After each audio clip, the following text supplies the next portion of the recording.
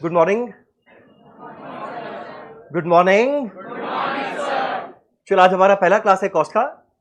अब ये कॉस्ट के क्लास को स्टार्ट करने के पहले जो तुम लोग करना है सीए में उसके बारे में, जो सब्जेक्ट है कॉस्ट उसके बारे में, और ये शुरू करने के पहले 2 मिनट अपने बारे में जिससे तुम लोग पढ़ने आए हैं। पहले बताओ यहाँ पे कितने लोग मेरे से पहले मिले हुए हैं? चलो ठीक। कितने लोग मेरे से फर्स्ट टाइम मिल रहे हैं? ऑलमोस्ट पूरा क्लास मेरे से फर्स्ट टाइम मिल रहा है। मैं रंजन, थोड़ा स्ट्रिक्ट टाइप का आदमी है, तो थोड़ा सा डर के रहना, ठीक। अब देखो, ऐसा है ना कि सबसे पहला बात, हम लोग आज जो कॉस्ट का क्लास हम लोग स्टार्ट करेंगे, तो आई थिंक मैक्सिमम लोग का ये शायद पहला ट्यूशन होगा या माइट भी दूसरा ट्यूशन होगा। जो लोग सितंबर में देने वाले, मई वाले लोग ऑलरेडी पढ़ चुके हैं। अब सबसे पहले स्टार्ट करने के पहले मैं रंजन, मेरा 2008 में CS दोनों क्वालिफाई किया हुआ है, और उसके बाद हम जॉब करने गया था। काफी साल जॉब किया। सबसे पहले ITC में, उसके पहले PwC में आर्टिकलशिप था, उसके बाद लास्ट में EY में ट्रांजेक्शन एडवाइजरी में, बोलो मत। उसके बाद फाइनली 2013 में सब जॉब को छोड़कर हम आए पढ़ाने के लिए। तो पढ़ाते हुए ऑलमोस्ट 13 साल हो गया। अभी तक का एक्सपीरियंस फैंटास्टिक था। टचवुड काफी सारे अच्छे लोगों को पढ़ाने का मौका मिला। टचवुड काफी अच्छा रिजल्ट आया, और हम श्योर है आगे भी अच्छा रहेगा। अब देखो, अच्छा रहेगा खराब रहेगा डिपेंड करेगा तुम लोग पे, पर हम श्योर है वो अच्छा रहेगा। कोई भी डाउट है ना, आराम से पूछना, मेरे से डरने का नहीं है, ठीक है? एकदम डरने का नहीं है। बात हम पहला दिन बोल तो जरूर देता है, और ज्यादा नहीं, बस 5-7 दिन बाद हम रियलाइज करते हैं ये बात क्यों बोला कि मेरे से डरने का नहीं है। तो इसलिए कहीं पे कोई डाउट है, घबराने का नहीं, आराम से बात करना। क्लास के बाद में पूछना, जब मन चाहे नहीं, आराम से क्लास के पहले या क्लास के बाद पूछना, कोई भी डाउट है। अब वो कॉस्ट ना हमारा एकदम नया सब्जेक्ट है। हम एक बार अज्यूम करेगा सब कोई कॉस्ट पहली बार पढ़ रहा है। कोई यहाँ पे ऐसा है जिसका कॉस्ट पहले पढ़ा हुआ है? तुम्हारा कॉस्ट पहले पढ़ा? कहां पे पढ़ा हुआ है? CBSE में था, बंगाल बोर्ड में था, और बीकॉम। अच्छा, और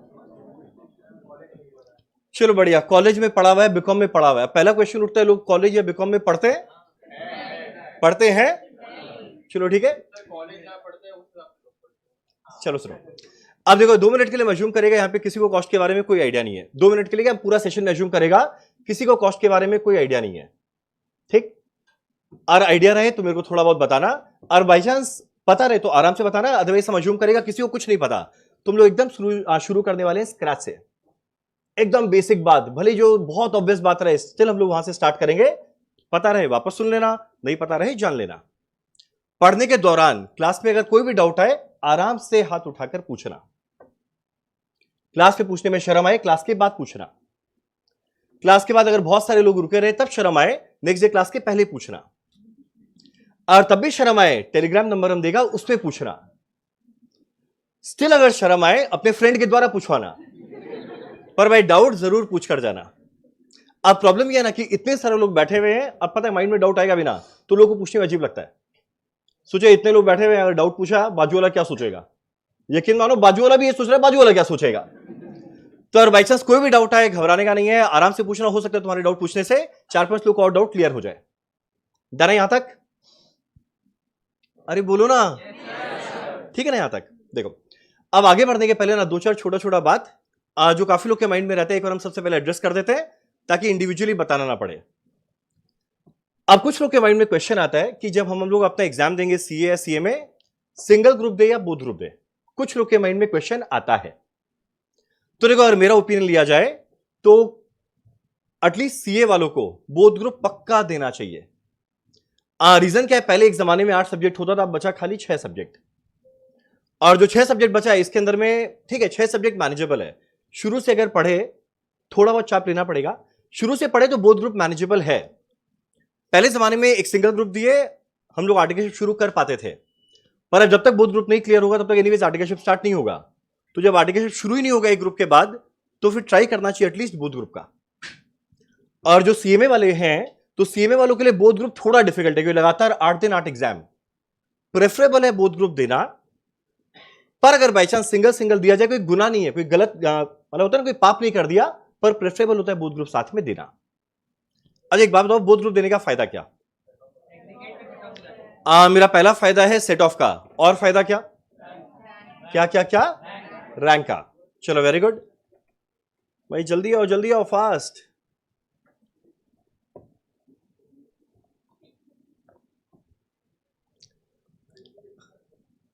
अरे ठीक है, वो लोग बैठ जाएगा, आप जाइए।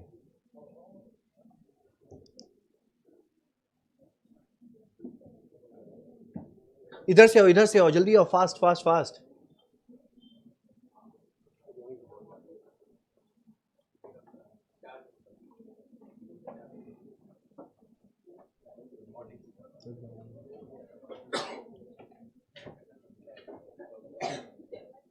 चिल्ड्रन सुनो, देखो मेरा पहला फायदा बोथ ग्रुप देने का क्या, जो सेट ऑफ का बेनिफिट है वो मिलेगा। और सेट ऑफ का बेनिफिट क्या तुम लोगों को आइडिया होगा, स्टिल एक बार हम बता देते हैं। जैसे सीए के अंदर में पहला ग्रुप में है 3 पेपर 300 मार्क, एग्रीगेट में पास होने के लिए चाहिए 150। सिमिलरली ग्रुप 2 के अंदर में है 300 मार्क, एग्रीगेट में पास होने के लिए चाहिए 150, इंडिविजुअली 40 चाहिए। तो अगर बाई चांस कोई बोथ ग्रुप साथ में दिया, पहला ग्रुप में चाहिए 150, पर मान लो किसी का आ गया 170, तो 20 मार्क एक्स्ट्रा। और अगर मान लो साथ में दिया हुआ है ग्रुप 2 भी, और ग्रुप 2 के अंदर में मान लो चाहिए 150, पर आया 130, 20 मार्क्स कम। तो जो पहला ग्रुप के अंदर में 20 नंबर ज्यादा है ना, ये हम लोग आराम से यूज कर सकते हैं सेकेंड ग्रुप के अंदर में जो 20 मार्क का शॉर्टफॉल था, इसको सेट ऑफ करने के लिए। तो अगर बाई चांस कोई स्टूडेंट का सब में 40 आया हुआ है, पहले ग्रुप में 20 मार्क एक्स्ट्रा था, अगले में ग्रुप 2 में 20 कम, आराम से यूज होकर वो ग्रुप साथ में पास हो जाएगा। सेम सीएमए में 400 में चाहिए 200, मान लो आया 220। ग्रुप 2 में भी चाहिए 400 में 200, आया मान लो 180, तो जो 20 मार्क एक्स्ट्रा आया ग्रुप 1 में, वो आराम से सेकंड ग्रुप में सेट ऑफ करके पास हो जाएगा। पर पास तो होना ही है, पास होने के लिए बोथ ग्रुप थोड़ी देना है। और बोथ ग्रुप देना है तो पता है टारगेट क्या होना चाहिए, रैंक लाना। अब जरा देखिए क्लास में, तुम लोग इस क्लास में कितने लोग रैंक लाना चाहते हैं? पूरा क्लास चाहता है? तुम भी हाथ उठा लो, एक दो ही बच गया हो, हाथ उठा लो ना। चलो वेरी गुड, पूरा क्लास रैंक लाना चाह रहा है। रैंक आता है 50 लोग को रैंक मिलेगा, पर चलो ठीक है, चाहना चाहिए, ठीक चाहना चाहिए। अब ऐसा ना देखो, तुम लोग हाथ तो उठा दिया, रैंक लाना चाहते हैं। अब उठाने के दौरान ना माइंड में कुछ कुछ पक्का चल रहा होगा कि यार हाथ तो उठा रहे हैं रैंक का, जो क्लास 10 में सोचे जितना सोचे शायद उससे थोड़ा कम आया, जो क्लास 12 में सोचे शायद उससे थोड़ा कम आया, या मान लो फाउंडेशन में जितना सोचे शायद उससे थोड़ा कम आया, और बीकॉम में तो सोचते ही नहीं है, बीकॉम में तो सोचना ही पाप है। तो यार आज तक जितना सोचे उससे उतना नहीं आया, उससे थोड़ा कम आया, तो क्या गारंटी है इंटर में अच्छा आएगा? तो देखो ऐसा है ना, आज तक जितना एग्जाम दिया और अब जो देने वाला है, दोनों में जमीन आसमान का डिफरेंस है। अभी तक सब अलग सब्जेक्ट चला था, अब इंटर में जो पढ़ेगा तुम लोग देखिएगा बहुत कुछ नया सब्जेक्ट पहली बार पढ़ेगा। तुम लोग बोलेगा नहीं अकाउंट्स हमारा पहले पढ़ा हुआ है। तो जो आज तक फाउंडेशन में अकाउंट्स पढ़ते थे और अब जो इंटर में अकाउंट्स पढ़ेंगे, इसमें जमीन आसमान का फर्क है। इंटर के अंदर में अच्छा खासा अकाउंटिंग स्टैंडर्ड रहेगा, जो आज तक कभी नहीं पढ़े हुए हैं, यानी हर एक जन के लिए वो पहली बार होगा। सिमिलरली तुम लोग बोलेगा हम लोग का फाउंडेशन में लॉ पढ़ा हुआ है, तो भाई फाउंडेशन में लॉ क्या था, contract act, sale of goods, ये सब था, और यहां पे अच्छा खासा कॉन्ट्रैक्ट एक्ट है, सॉरी कंपनीज एक्ट है, तो वापस से कोई कंपैरिजन ही नहीं है। अब आगे जो मन चाहे सब्जेक्ट सोचना, सब कोई लाइफ में पहली बार पढ़ेगा। टैक्स पहली बार, कॉस्ट पहली बार, एफएमएसएम पहली बार, ऑडिट पहली बार, यानी शॉर्ट अगर सारा सब्जेक्ट पहली बार पढ़ने वाला है तो सबका बेस सेम है, किसी को पहले से कुछ आता ही नहीं है। तो जो सबका बेस सेम है, तो आज तक क्या किए ना किए इररेलेवेंट। अब आगे से जो अच्छा पढ़ेगा, अच्छा मार्क्स आएगा ही आएगा। और ये पहला क्लास में अपना एक एग्जांपल जरूर देता है। जब नया नया पढ़ाना स्टार्ट किया था, तो उस समय सीपीटी होता था, सीपीटी सुना है सीपीटी? हाँ, फाउंडेशन के पहले सीपीटी होता था और 200 नंबर का सीपीटी होता था। तो मेरे को ध्यान है, मेरा जब तीसरा टर्म चल रहा था, नया नया पढ़ाना शुरू, तीसरा टर्म चल रहा था, एक लड़का था सुप्रतीक बोस, बैठा हुआ था, क्लास के बाद आया और आके मेरे को बोलते हैं हम सीए छोड़ रहे हैं, पहला क्लास के बाद। हम बोला भाई हम ऐसा क्या कर दिया पहला क्लास में? बोला नहीं आप कुछ नहीं किए, बोला मेरा सीपीटी में आया 128 आउट ऑफ 200। ठीक है, जो एक डिसेंट स्कोर है, ये नहीं बोलेगा बहुत अच्छा है या ये भी नहीं है बहुत खराब है, गुड डिसेंट स्कोर है। ठीक, अब लोग का हैबिट होता है, जो आके बैठता है ना, आजू बाजू वाले लोग से जान पहचान करता है। बाजू वाले से पूछा भाई तेरा कितना है सीपीटी में? बोले 150। इधर कितना आया? 160। पीछे वाले से पूछा 170 आउट ऑफ 200 चल रहा है। आगे पूछा 180 और एक और जन से भूल से पूछ दिया, बोल दिया 193। अब जस्ट इमेजिन करो 193, 180, 170, 160, 150, कि बीच में बैठा हुआ है 128, डिमोटिवेशन होगा। तो बोले कि भाई अब देखिए अब कैसे हो पाएगा, इन लोगों का फाउंडेशन में इतना अच्छा आया हुआ है, सीपीटी में इतना अच्छा आया हुआ है, मेरा कैसे होगा। तो मुझे ध्यान थोड़ा बहुत मोटिवेट किए, जो किए हम बोला भाई तुम कंटिन्यू कर। और जब वो कंटिन्यू किया, जब उसका इंटर का रिजल्ट आया, वो आया ऑल इंडिया रैंक 8। और जिसका 193 आया था, अनफॉर्चुनेटली उसका पहली बार में क्लियर नहीं हो पाया। तुम्हारे पास डरा रहे हैं, क्या कर रहे हैं? हम डरा नहीं रहे, हम ये बता रहे हैं कि अगर पहले अच्छा नहीं किया हुआ तो जरूरी नहीं है कि आगे अच्छा नहीं होगा, आगे अच्छा होगा। अब जैसे मेरा एग्जांपल, हम फाउंडेशन में भी मेरा अच्छा आया था, इंटर में भी अच्छा है, फाइनल में भी अच्छा आया। तो ऐसा नहीं कि फाउंडेशन में अच्छा किया तो खराब कर देगा, बस वही है कि यहां से सबका बेस सेम रहेगा, सबको शुरू से पढ़ना है। एक सेकंड, समझ में आ रहा है ना? और मेरे को ना शांत क्लास एकदम पसंद नहीं है। नहीं, बात नहीं करना है आपस में। मेरे को शांत क्लास पसंद नहीं है। अगर समझ में आए बोलो हाँ, और अगर नहीं समझ में आए बोलो ना। बोलो समझ में आया, अरे बोलो ना, ठीक है ना। अब एक और छोटा सा बात, जब तुम लोग का सारा ट्यूशन शुरू हो जाएगा तब तुम लोग रियलाइज करेगा तुम लोग कितना बिजी होगा। बता रहे हैं आफ्टर नरेंद्र मोदी सबसे ज्यादा बिजी तुम लोग रहेगा। जस्ट इमेजिन करो, सुबह सुबह जल्दी उठ के निकलेगा। आई थिंक अगर मान लो कोई पहला ऑफलाइन क्लास करता है, वो निकलेगा 8 बजे, सुबह 8 बजे निकलेगा घर से। उसके बाद अगला 11 बजे, उसके बाद अगला 140 या 145 पे। उसके बाद अगर बाई चांस कोई ऑफलाइन शाम का भी ट्यूशन ले रखा है 5 बजे, तो घर पहुंचते पहुंचते बजेगा 7:30 8। सुबह 8 बजे घर से निकले, और कुछ लोग तो शायद कॉलेज वाले होंगे, बोलो और जल्दी निकलेगा। कितने बजे निकलना पड़ता है? 5:30। सुबह 5:30 बजे घर से निकलेगा, पहले गया कॉलेज, नाम का कॉलेज, स्कूल ही है। अगला 11 से 1, अगला 1:30 से 3:30, अगला जो भी तुम्हारा 5 से 7, घर पहुंचेगा 8 बजे। सुबह 5:30 पे निकला हुआ, घर पहुंचेगा, बैग फेंकेंगे साइड में। जब सारा ट्यूशन शुरू हो जाएगा उसके बाद का हम सीन बता रहे हैं। बैग फेंकेंगे साइड में, ठीक। बेड पुकार रहा होगा आजा आजा, और तुरंत जाएगा, जाकर बेड पे गिरेगा। पीछे से आवाज आएगा मम्मी का, बेटा थक गया होगा आके खाना खा ले। इतना इज्जत। जब रहेगा घर, हाथों से खाना खिलाया जाएगा, और जैसे तैसे करके हिम्मत जुटा के तुम लोग बुक खोलेगा कि चलो देखते हैं आज जो दिन भर में पढ़ाई हुआ थोड़ा पढ़े। पढ़ना स्टार्ट करेगा, वापस पीछे से आवाज आएगा बेटा बहुत थक गया होगा सो जाना। ये सुनने के लिए तो कान बेकरार था, तुरंत सो जाएंगे। तो सोच के देखो, अगर बाई चांस ऐसा रूटीन होता है तो क्या होगा। दिन में ऑन एन एवरेज 4 क्लास चलेगा, या 3 लेके चलते, दिन में 3 क्लास तो रहेगा पक्का। यानी 7 दिन में कितना क्लास रहेगा? 21। एक महीना में कितना क्लास रहेगा? 21 × 4 84। और मान लो एक महीना बाद हम लोग रियलाइज करें यार फाउंडेशन तो क्लियर हुए, एक महीना हो गया, पर घर जाके सेल्फ स्टडी तो किया नहीं, तो तुम लोग को कोई दिक्कत नहीं है, तुम लोग उस समय रिवाइज करना स्टार्ट करेगा। पर प्रॉब्लम यह कि जब तुम लोग उस समय रिवाइज करना स्टार्ट करेगा, वो 84 क्लासेस को, तब तक 84 क्लासेस और होना स्टार्ट हो जाएगा।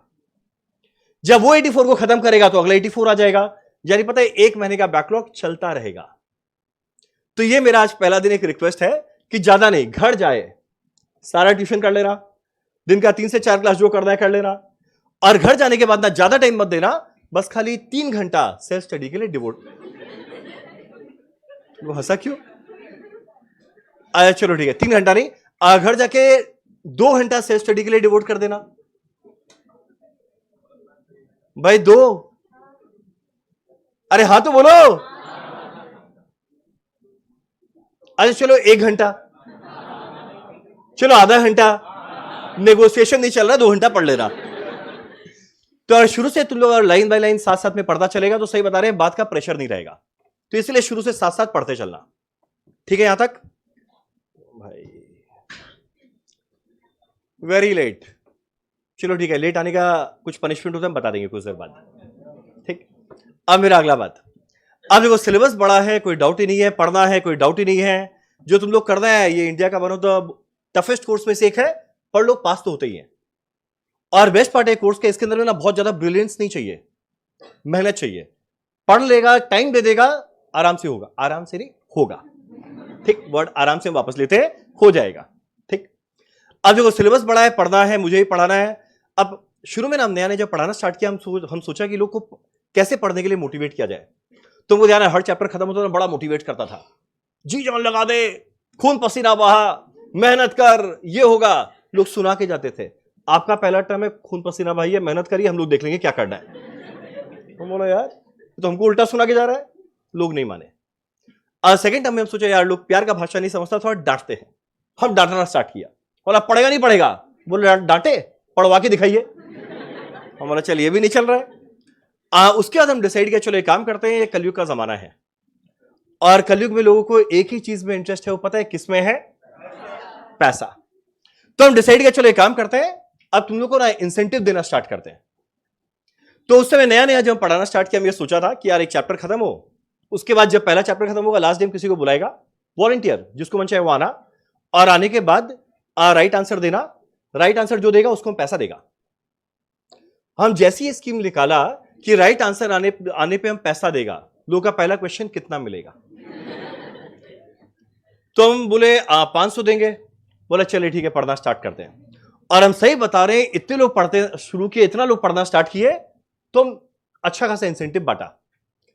पर बाद में सोचा यार इस तरीके से तो इंसेंटिव में लोचा हो रहा है, तो हम बाद में डिसाइड किया चलो एक काम करते हैं, 4 चिट बनाते हैं।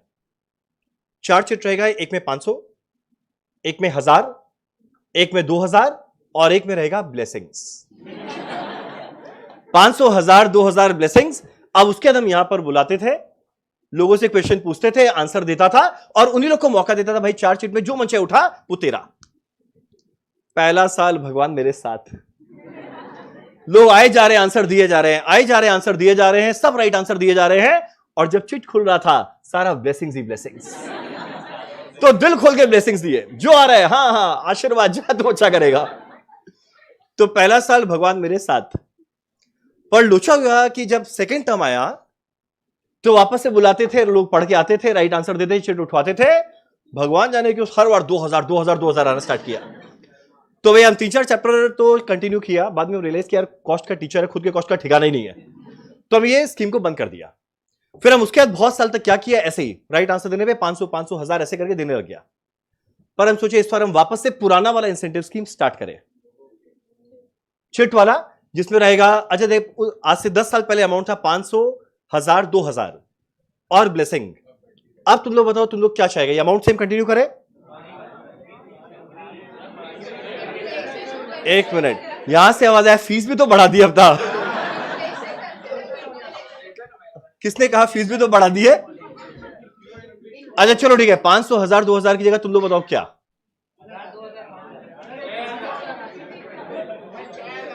समझ गया, बेसी होशियारी नहीं, ठीक है।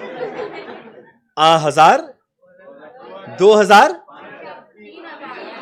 ठीक है, 1000, 2000, 3000 और ब्लेसिंग्स। ब्लेसिंग्स तो कंटिन्यू होगा, ब्लेसिंग्स कंटिन्यू होगा। तो हमारा स्कीम क्या रहेगा? 1000। सर हमारा क्या? तुम लोग देखना कैसे इंसेंटिव बढ़ता है। सर ऑनलाइन वालों को इंसेंटिव मिलेगा? हाँ एकदम मिलेगा, एकदम मिलेगा। Sir it's my first time. हाँ सभी का फर्स्ट टाइम ही चल रहा है आज। सर ऑनलाइन वालों को 1000 फिक्स कर दो आप। चलो ठीक है, करते हैं करते हैं। सर जी राम राम। हाँ राम राम, गर्व के साथ बंगाल की धरती से बोल रहे हैं, राम राम। चलो अब देखो अब अगला बात। हाँ तो अब वापस से तुम लोग के बैच के अंदर में स्कीम को फिक्स करते हैं। पहला चैप्टर खत्म होगा, खत्म होने के एक दिन पहले बोल देगा कि कल हमारा चैप्टर खत्म हो रहा है, पढ़ के आना। यहाँ पे पढ़ के, हम किसी को बुलाएगा नहीं, तुम लोग खुद ही वॉलंटियर करना, यहां पर आ जाना। 4 चिट रहेगा, तुम ही लोग से लिखवाएगा। ये लोग को लगता है चारों ब्लेसिंग्स लिख देते हैं, तुम ही लोग से लिखवाएगा। 1000, 2000, क्या क्या हम लोग फिक्स किया था? हाँ 1000, 2000, 3000 एंड ब्लेसिंग्स 4। अब यहां पर बुलाएंगे, आंसर क्वेश्चन पूछेंगे, आंसर देगा। जो जो आंसर दिए जा रहे हैं दिए जा रहे हैं दिए जा रहे हैं, ऐसा नहीं 10 का 10, मालूम 10 क्वेश्चन पूछा, 10 का 10 राइट देने की जरूरत नहीं है, 10 में 7-8 भी राइट दिया चलेगा।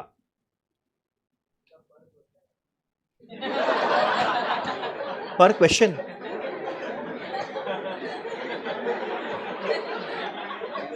भाई तुम पढ़ना है, लूटना है। पर क्वेश्चन 1000, 2000, 3000, बाप रे। चलो अब कहा नहीं, मेरा फीस नहीं, पूरे सी एंटर का फीस सब लेकर जाएगा ये। चलो यहां पर बुलाएंगे, क्वेश्चन पूछेंगे, जिसने राइट आंसर दिया चिट उठवाएंगे, जो आया वो उसका। पर अगर क्वेश्चन पूछे गलत आंसर दिया, और क्वेश्चन पूछे, गलत आंसर दिया, उसी से चिट उठवाएंगे। गलत आंसर पे गलत आंसर देते गया, उसी से चिट उठवाएंगे। जितना अमाउंट आया, आगे लाइन कंप्लीट करो। तुम लोग के मुंह से सुनना है मेरे को लाइन। अगर जितना अमाउंट आया उतना नेक्स्ट स्टूडेंट को मिलेगा। जितना अमाउंट आया उतना अमाउंट उससे लेंगे, है ना? एक सेकेंड, राइट आंसर आने पे देना है, वो सही है? अच्छा, गलत आंसर आने पे लेना है, वो सही नहीं है? ऐसा क्यों भाई? फीस तो ले रहे तो ज्ञान भी तो दे रहे हैं, वो वहां पे सेट ऑफ हो चुका है। गलत क्या क्या क्या? अच्छा, आप टीचर है, इमोशनल डायलॉग, आप टीचर है ना। क्वेश्चन तो आप सेट करेंगे, हाँ वो तो करेंगे ही।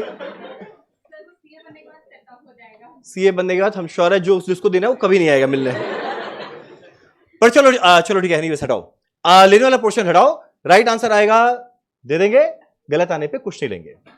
हैप्पी? चलो, तो ये रहा हमारा इंसेंटिव स्कीम। अब इसके बाद एक छोटा सा बात, हमारा क्लास का टाइमिंग है 11 बजे। आज बहुत लोग लेट आए। हमारा क्लास का टाइम है 11 बजे और हम डॉट 11 बजे क्लास स्टार्ट करेगा, क्योंकि मेरा सुबह 7:30 बजे क्लास रहता है। यहीं पे पढ़े, यहीं पे रहते हैं, तो मेरा क्लास सुबह 10 पे खत्म होता है। हम आराम से यहीं पे रहेंगे, हम डॉट 11 बजे शुरू करेगा। 11:05 तक आपको लास्ट टाइम मिलेगा एंटर करने का। और बाई चांस कोई 11:05 से लेट आता है, उसको मिलेगा फर्स्ट वार्निंग। कोई सेकेंड वर्ड लेट आया, सेकेंड वार्निंग। कोई थर्ड वर्ड लेट आया, थर्ड वार्निंग। कोई फोर्थ वर्ड लेट आया, काउंटिंग नहीं कर रहे हैं, पहला 3 वर्ड लेट आया, वार्निंग मिलेगा। और बाई चांस कोई फोर्थ वर्ड लेट आया, उसको सीधा यहां पर आना पड़ेगा। यहां कोई जानता नहीं है ना, तो इररिलेवेंट बात हुई है। देखो, यहां पे पहले मिलेगा 3 वार्निंग, फोर्थ वर्ड लेट आया, उसको सीधा यहां पर आकर गाना गा के सुनाना पड़ेगा। हाँ, डांस भी कर सकता है। और बाई चांस किसी को गाना गाना नहीं आता तो घबराना मत, गाना हम गाएंगे, वो यहां पर सबके सामने डांस करेगा। ये रूल तो सही है, और हम जेन्युइनली ये चीज करवाता है, ठीक? और बाई चांस लगे ना लेट आ रहा है तो घबराना मत, रास्ते में ना गाने का प्रैक्टिस करते हुए आना। सुंदर गाने का प्रैक्टिस करना हो सकता है, आजू बाजू अच्छा लगे, थोड़ा रुपया भी दे, अच्छा गाता है भाई तुम, थोड़ा एक्स्ट्रा कमाई भी हो जाएगा। तो इसीलिए ट्राई करना है डॉट 11 बजे तक एंटर करने का, क्योंकि बार बार लेट आने में ना फिर वो फ्लो टूटता है। तो यही रीजन है कि तुम लोग फटाफट ट्राई करना 11 बजे तक पहुंचने का, ठीक? जो क्लास बाई चांस अगर F2F कोई नहीं आ पाए तो सेम टाइम में लाइव ऑनलाइन चलेगा, लाइव ऑनलाइन में कर सकता है। कोई अगर बाई चांस दोनों में ना कर पाए तो जिस समय क्लास खत्म होगा उसके 2 से 3 घंटे के अंदर में वो गूगल ड्राइव में चला जाएगा, ऐप में चला जाएगा, उसका बैकअप करना पर कंप्लीट करके आना। टेलीग्राम ग्रुप एक्चुअल में भूल से पिछले टर्म का मिल गया लोगों को, तो आज वापस एक नया मिल जाएगा। तो जो तुम लोग का टर्म का टेलीग्राम ग्रुप है उसको ज्वाइन करना। डन? अब एक छोटा सा बात देखो, ये हमारा इंडेक्स है, इसके अंदर में बहुत सारे चैप्टर है, और जिनको बुक नहीं मिला वो क्लास के बाद में लेते हुए चले जाना। आज वैसे बुक का काम है नहीं। हमारे इंडेक्स में बहुत सारे चैप्टर है। हम लोग का रूल क्या रहेगा, हर 3 चैप्टर के बाद रहेगा टेस्ट। और भाई ध्यान देना, टेस्ट देना अति आवश्यक है, टेस्ट देना अनिवार्य है, टेस्ट मैंडेटरी है, देना पड़ेगा। हर 3 चैप्टर के बाद टेस्ट रहेगा, ठीक? तो इवेंचुअली जाके 4 सेक्शनल टेस्ट होगा, और उसके जब तक तुम लोग एग्जाम आएगा 200 मार्क का फुल फ्लेजेड टेस्ट रहेगा। तो जब तक एग्जाम आएगा तुम लोग 6 टेस्ट दे चुका होगा। टेस्ट देने का फायदा क्या, इतने बिजी शेड्यूल में तुम लोग को एटलीस्ट टाइम मिलेगा थोड़ा बहुत रिवाइज करने का। दूसरा फायदा क्या, एक टेस्ट के एनवायरनमेंट का आइडिया लगेगा। सोच के देखो, क्लास 12 में जब तुम बोर्ड का एग्जाम देने गया कितना सारा टेस्ट दिया होगा, तब जाके क्लास 12 का बोर्ड का एग्जाम दिया और अच्छा गया होगा। जब फाउंडेशन का एग्जाम दिया तो उसके पहले जो नंबर ऑफ टेस्ट तुम लोग 12 में देता था उससे थोड़ा कम हो गया होगा। प्रॉब्लम है कि ये जो चलता है ना, ये सीक्वेंस आगे चल जाता है। 12 में बहुत टेस्ट दिए, फाउंडेशन में उससे कम दिए, इंटर में लोग उससे कम देते हैं, फाइनल में तो सीधा एग्जाम ही देते हैं। तो ऐसा काम मत करना, हमेशा पहले जो हम लोग टेस्ट ले वो जरूर देना। टेस्ट के लिए तुम लोग के लिए एक इंसेंटिव रहेगा। जो लोग टेस्ट देने आएंगे उन लोग के लिए, उनको मोटिवेट करने के लिए, जो लोग टेस्ट देंगे उन लोग को मिलेगा डोमिनोज का pizza with garlic bread, with choco lava cake and Coke. हाँ, ये आप झूठ बोल रहे हैं, आप झूठ बोल रहे हैं। एकदम सच, हम कभी झूठ नहीं बोला आज तक, कभी कभी बोला है, ठीक। तो ये रहेगा तुम लोग का मोटिवेशन, ताकि एटलीस्ट सब कोई आके टेस्ट दे। टेस्ट दिया, फैंटास्टिक। जो लोग टेस्ट नहीं दिया, जो लोग टेस्ट नहीं दिया, एक मैसेज जाएगा तुम लोग के नंबर पे नहीं, जो तुम लोग का गार्जियन का नंबर लिया गया था उस नंबर पे। क्या नंबर दिया नहीं है वो हम लोग कल भाई, पता है एक बार कोई क्या किया था, एक पूरा ग्रुप मेरे नंबर दे दिया गार्जियन में। मेरे पास मैसेज आ रहा है, हम बोले मेरा कौन सा इतना बड़ा बेटा हो गया जो टेस्ट नहीं दिया जा रहा है। चलो एनीवेज, तो बट एनीवेज देखो, ये तुम लोग के बेनिफिट के लिए है, तो टेस्ट जरूर देना, टेस्ट जरूर देना। सर हम ऑनलाइन वाले टेस्ट कैसे देंगे? घबराना मत, जिस समय यहां पे टेस्ट चल रहा होगा वो सेम टाइम में हम क्वेश्चन पेपर भेज देगा, तुम लोगों को टेस्ट सॉल्व करना है, पीडीएफ बनाकर हम एक मेल आईडी देगा, उसमें भेजना, सारा का सारा पेपर चेक किया जाएगा। अराउंड 1 वीक टू 10 डेज लगता है, इतना पेपर आता है, टाइम लगेगा, पर सारा चेक होगा। चलो डन। चलो एक काम करें, आगे बढ़ने के पहले बस 2-3 छोटा छोटा बात, फिर आगे बढ़ते हैं। एक सेकंड, तुम लोग अभी तक कोई डाउट? पढ़ाई का है जो डाउट होगा, सॉरी। अरे बोलो ना, पक्का ना, पक्का ना, ठीक। अब एक छोटा सा बात बताते हैं, देखो अब जैसे हमारा पहले एक बार बात करते हैं सीए का, तो देखो काफी लोग को आइडिया है, कुछ लोग को आइडिया नहीं होगा, इनफैक्ट सभी को आइडिया है। सीए के अंदर में हमारा 2 ग्रुप, एक मिनट रुकना, पहला ग्रुप 1, ग्रुप 2। बताओ तो ग्रुप 1 के अंदर में 3 सब्जेक्ट, नाम क्या? पहला है एडवांस अकाउंट्स, अगला है लॉ, अगला है टैक्स। ग्रुप 2 के अंदर में कॉस्ट, ऑडिट एंड एफएमएसएम। पता होगा ये वाला बात? अब पता जनरली क्या होता है ना, कोई स्टूडेंट का थ्योरी बड़ा अच्छा रहता है, प्रैक्टिकल ठीक ठाक, और कुछ लोग का प्रैक्टिकल बड़ा अच्छा रहता है, थ्योरी ठीक ठाक। तो बोलेगा यहां पे जो अच्छा है उसके बेसिस पे चले जाए एग्जाम देने, नहीं चलेगा। कारण कि हमारा सिलेबस ऐसे डिजाइन किया हुआ है कि आधा प्रैक्टिकल है, आधा थ्योरी है। सीधा सीधा देखना, advance account practical, law theory है, टैक्स के अंदर में डायरेक्ट टैक्स प्रैक्टिकल है, इनडायरेक्ट टैक्स थ्योरी, कॉस्ट पूरा प्रैक्टिकल है, ऑडिट पूरा थ्योरी। अब एफएमएसएम में फाइनेंशियल मैनेजमेंट है प्रैक्टिकल, एसएम है थ्योरी। तो रियलाइज करना, 1 2 इधर का आधा, इधर का आधा, 300 मार्क प्रैक्टिकल, 300 मार्क थ्योरी। यानी बताए शुरू से ना पूरा बैलेंस बनाकर चलना, ये नहीं कि खाली पहले प्रैक्टिकल कर लिए, खाली थ्योरी कर लिए, शुरू से बैलेंस बनाकर चलना। तो नहीं ऐसा हटाइए, बैलेंस बना लेंगे। अब तुम लोग एक अच्छा बात बताते हैं, ये सारे के सारे सब्जेक्ट में आज तक का ऑल टाइम हाईएस्ट क्या चल रहा है? अब हर एक सब्जेक्ट का इंडिविजुअली बताते हैं ऑल टाइम हाईएस्ट क्या चल रहा है।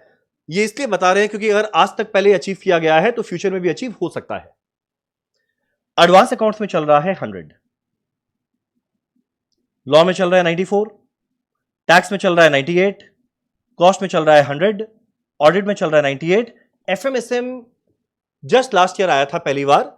उसके बाद ऑल टाइम हाईएस्ट क्या है, इंस्टीट्यूट अभी तक रिलीज नहीं किया, पर जो हम सुना हुआ है लास्ट, वो सुना हुआ है 93, पर इसका कोई कंफर्मेशन नहीं, ऑफिशियल कंफर्मेशन नहीं है, ठीक। अब जो लॉ में 94 आया था, ये आया था मई 2017, काफी टाइम हो गया है। इसके पहले ऑल टाइम हाईएस्ट चल रहा था 90, नवंबर 2005, और ये नवंबर 2005 में जो 90 चल रहा था, ये फॉर्चुनेटली मेरे नाम पे था। तो जब नवंबर 2005 में मैंने अपना सी इंटर का एग्जाम दिया था, मुझे लॉ में मिला था 89। 89 मेरा बहुत डिसअपॉइंट हो गया, बोले 89 कैसे आया? हाँ हम रीचेक में देंगे। तो जब मेरे फ्रेंड लोगों को पता चला 89 आने के बाद लॉ में ये रीचेक में देने वाला है, मिलके गंदा गंदा गाली दिया। हाँ कितना, कौन सा बाद में बताएंगे, खूबचे वाला बता देंगे, ठीक। पर हम बोला नहीं नहीं नहीं, मेरा एग्जाम बहुत अच्छा गया, मेरे को लगा कि हमको बहुत अच्छा आना चाहिए, तो हम रीचेक में दिए, बढ़कर हुआ 90। तो 12 साल तक ये रिकॉर्ड मेरे नाम पे था, और इवेंचुअली जाके मई 2017 में रिकॉर्ड टूट गया, अभी चल रहा है 94। पढ़ाते पढ़ाते ना, अभी नहीं तुम लोग रियलाइज करेगा, पढ़ाते पढ़ाते ना थोड़ा भावुक होकर अचानक से कुछ अजीबोगरीब वादा कर देता है। ऐसा ही वादा हम किया था जब नवंबर 18 का बैच चल रहा था, तो हम ऐसी क्लास में बोला कि मेरे स्टूडेंट में किसी का भी अगर ऑल इंडिया रैंक 1 2 3 आया 1 लाख, या मेरे सब्जेक्ट के अंदर में 100 आया 5 लाख। क्यों? हमको पता है 100 तो आएगा नहीं, वादा करने में क्या था, कर दो वादा, लगेगा वाह वाह कितना दिलदार टीचर है, 5 लाख देने वाला है, कर दिया वादा। नवंबर 18 में, वो डेट याद है, 3 फरवरी 2019, वो डेट याद है, 3 फरवरी 2019। रिजल्ट आया, मेरे पास कॉल आया, बोला भैया आ रहे हैं। हम बोला क्या चीज के लिए आ रहे हो, क्या चीज के लिए आ रहा है? बोला 5 लाख लेने। अब हमको याद तो आ गया हम क्या बोला था, हम एक्टिंग क्या बोले, क्या कौन सा 5 लाख, ये कौन सा 5 लाख, हम तो ऐसा कुछ ही बोला। बोला हमको पता था पलट जाएंगे इसलिए रिकॉर्ड कर लिए थे। हम बोला अच्छा क्या हुआ, बोला कॉस्ट में 100। हम बोला मार्कशीट भेजो। व्हाट्सएप के हमको लगा पक्का ये फोटोशूट तो नहीं कर दिया, फोटोशॉप तो नहीं कर दिया। तो हम क्या किए, फटाफट ICAI की वेबसाइट में गया, जाके रोल नंबर डाला, हम देखा सही में 100। 1.5 महीना तक वो इस गेट से आता था, हम इस गेट से भागता था, वो उधर से आता था, हम यहां से भागता था, बाहर में खड़ा था, मैं इमरजेंसी एग्जिट से निकला था। 1.5 महीना उससे लुक्का छुपी खेले, बाद में जाके हम सेटल किया उससे 1 लाख में। अब भगवान जाने क्यों, पर अच्छा ही है, आजकल भगवान ऐसा सौभाग्य मेरे को साल में 2-3 बार दे रहा है 1 लाख का। जब हम 1 लाख देते हैं ना, देखना बड़ा मुस्कुराते हुए देता है, पर दिल में पता है क्या बीत रहा है। उसके बाद वापस से कॉस्ट में आया 100 में 100 यथार्थ 1 लाख। पिछले टर्म में चेन्नई के एक लड़के ऑल इंडिया रैंक 2 1 लाख। तो ये सौभाग्य मिले जा रहा है, मिले जा रहा है, मिले जा रहा है। जो जस्ट पिछला टर्म गया था, जिसका जस्ट अभी रिजल्ट आया, जब रिजल्ट आने वाला था 1 लाख पहले हमको नींद नहीं आया कि कॉस्ट का पेपर बहुत ईजी था। हम बोला भाई 1 लाख ना लग जाए, 1 लाख ना लग जाए, 97 मिनट का। पर मेरे एक और स्कीम रहता है कि जो लोग 80 प्लस आते हैं उन लोग को ITC लेकर जाते हैं। इस बार सेंचुरी ऑफ स्टूडेंट का आ गया 80 प्लस, और हम बहुत प्रे किया कि भाई बहुत लोग कैलकाटा के ना रहे, तो बहुत लोग माइनस किए, तब भी कैलकाटा के अच्छा खासा 81 लोग थे टू बी प्रिसाइज। हम लोग वहां पर गए तो कंपेंसेट हो गया। तो एक काम करते हैं, अब अगला ऑफर तुम लोग के टर्म के लिए, किसी का भी ऑल इंडिया रैंक 1 2 3 आए, या मेरे सब्जेक्ट के अंदर में 100 आए, नहीं रिकॉर्ड तो एनीवेज हो रहा है, घबराओ मत, और मेरे सब्जेक्ट के अंदर में 100 आता है या ऑल इंडिया रैंक 1 2 3 आता है,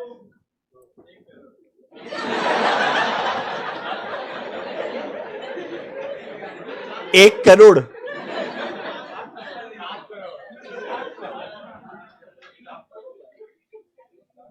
कैसे हो सर? अरे ये कौन जाएगा अचानक से, हम बढ़िया, तुम बताओ। चलो, और बाई चांस किसी का ऑल इंडिया रैंक 1 2 3 आता है मेरे सब्जेक्ट में 100, उसको मिलेगा 1 लाख। मान लो किसी का मेरे सब्जेक्ट में 100 आया, संग में ऑल इंडिया रैंक 1 2 3 भी आ गया, तब उसके इसमें 1 लाख प्लस 1 लाख 2 लाख हुआ, माइनस कॉम्बो 50,000, 1 लाख 50,000। फीस देने के समय कॉम्बो ऑफर लगाना, तो स्कॉलरशिप देने के समय भी कॉम्बो ऑफर लगेगा। तो कोई एक चीज अचीव किया तो 1 लाख, दोनों अचीव किया तो 1 लाख 50। चलो डन, सबके लिए है, CA हो या CMA सबके लिए है। चलो हैप्पी भाई, तो अमाउंट अच्छा ही था, और कितना चाहिए? चलो डन। चलो ये था हमारा छोटा सा बात। अब CMA के अंदर में वापस से हमारा 2 ग्रुप आता है। ग्रुप 1 के अंदर में मेरा पेपर आता है 4। पहला पेपर फाइनेंशियल अकाउंट्स, अगला लॉ, टैक्स, कॉस्ट। मेरा ग्रुप 2 के अंदर में आता है पहला paper OMSM, corporate accounts, FMDA and MA। Practical, अब देखना इधर में भी theory, practical theory, practical, practical theory, practical theory, practical theory and practical. तो 1 2 3 पूरा। तो यहां पे हल्का सा वेटेज प्रैक्टिकल का ज्यादा है, 450 मार्क, थ्योरी का कम। तुम लोग CMA का ऑल टाइम हाईएस्ट बताइए। CMA इंस्टीट्यूट ये रिलीज नहीं करता, तो मेरे स्टूडेंट्स में जो हाईएस्ट है उतना बता सकता है। कॉस्ट में आया हुआ है 98 या 97 में से एक है, MA में 94, इसमें 89, 100 बचा हुआ है। तो CMA वाले लोग के लिए 100 बचा हुआ है, CA वाले लोग का 100 आया हुआ है। डन। हमको ऐसे गुस्सा में क्यों देख रहे हैं? चलो ठीक, अब एक काम करें, हम लोग सीधा स्टार्ट करते हैं हमारा सब्जेक्ट। जो सब्जेक्ट का नाम क्या है? कॉस्ट। अब देखो हमारा पढ़ने का स्टाइल क्या रहेगा, बता रहे हैं। कोई भी चीज को जो हम पढ़ाएगा ना, पहले हम उसको समझाएगा, ध्यान देना समझने में। जो हम बोलेगा हम हर चीज लिखवा देगा, और लिखवाने के बाद कुछ क्वेश्चन करेंगे। पूरा प्रैक्टिकल है, एग्जाम में 100 मार्क का प्रैक्टिकल क्वेश्चन आता है, प्रैक्टिकल करेंगे। तुम लोगों का काम बस जाके रहेगा, घर जाके ज्यादा नहीं, खाली मात्र 10 मिनट या 15 मिनट डिवोट कर दा, संग संग में कॉस्ट होता जाएगा। अब नेक्स्ट डे सबसे पहले हम वापस से उसको रिवाइज करवाएगा, फिर आगे का क्लास बढ़ेंगे। इस बीच में बहुत सारा प्रैक्टिकल एग्जांपल देगा, और उसके अंदर में ज्यादातर रहेगा मेरा फेवरेट कंपनी, जो तुम लोग आज रियलाइज करेगा मेरा फेवरेट कंपनी है आईटीसी। मैक्सिमम एग्जांपल रहेगा मेरा फेवरेट कंपनी आईटीसी का। ठीक है, अब एक काम करना, लिखने का कुछ नहीं है, बस फटाफट जरा बताना। हमारे सब्जेक्ट का नाम है कॉस्ट। कोई बताओ कॉस्ट को पढ़ने का कारण क्या। और घबराना नहीं, हम कभी नहीं बोलेगा तुम लोग गलत है, कभी हम नहीं डांटेगा, पक्का देख लेना पूरा जब तक चलेगा हमारा सेशन, एक भी दिन तुम लोग मेरे को गुस्सा में नहीं देखेगा। हाँ, मन में गाली जरूर देंगे पर जमा तक दिया जाएगा। कोई मेरे को बताओ कॉस्ट को पढ़ने का कारण क्या। कंपनी का कॉस्ट निकालना, चलो वेरी गुड। और बोलो क्या,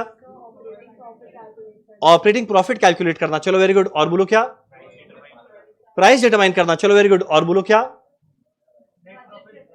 क्या करना, बजट प्रिपेयर करना, चलो वेरी गुड। और बोलो कारण क्या, हाँ प्रॉफिट निकालना, प्रॉफिट निकालना। और बताओ, कॉस्ट मैनेज करना, चलो वेरी गुड। और बताओ, चलो डिसाइड करने के लिए लॉस मेकिंग को आगे रन करना है या नहीं, चलो। और बताओ, प्रोडक्ट वाइज कॉस्ट निकालना, चलो ठीक। यहां पे बहुत सारे ज्ञानी लोग बैठे हुए हैं। अब एक काम करते हैं, हम लोग स्टार्ट करते हैं। ये लोग क्या बोला है, बेटर ऑप्शन देखना, क्या चीज का सर, ये हिसाब तो नहीं समझ आया, कौन सा हिसाब, अभी तक कौन सा हिसाब किया है। आजा, सेट ऑफ वाला, कॉम्बो वाला, चलो ठीक। अब सुनो, पता है कॉस्ट को पढ़ने का कारण क्या है।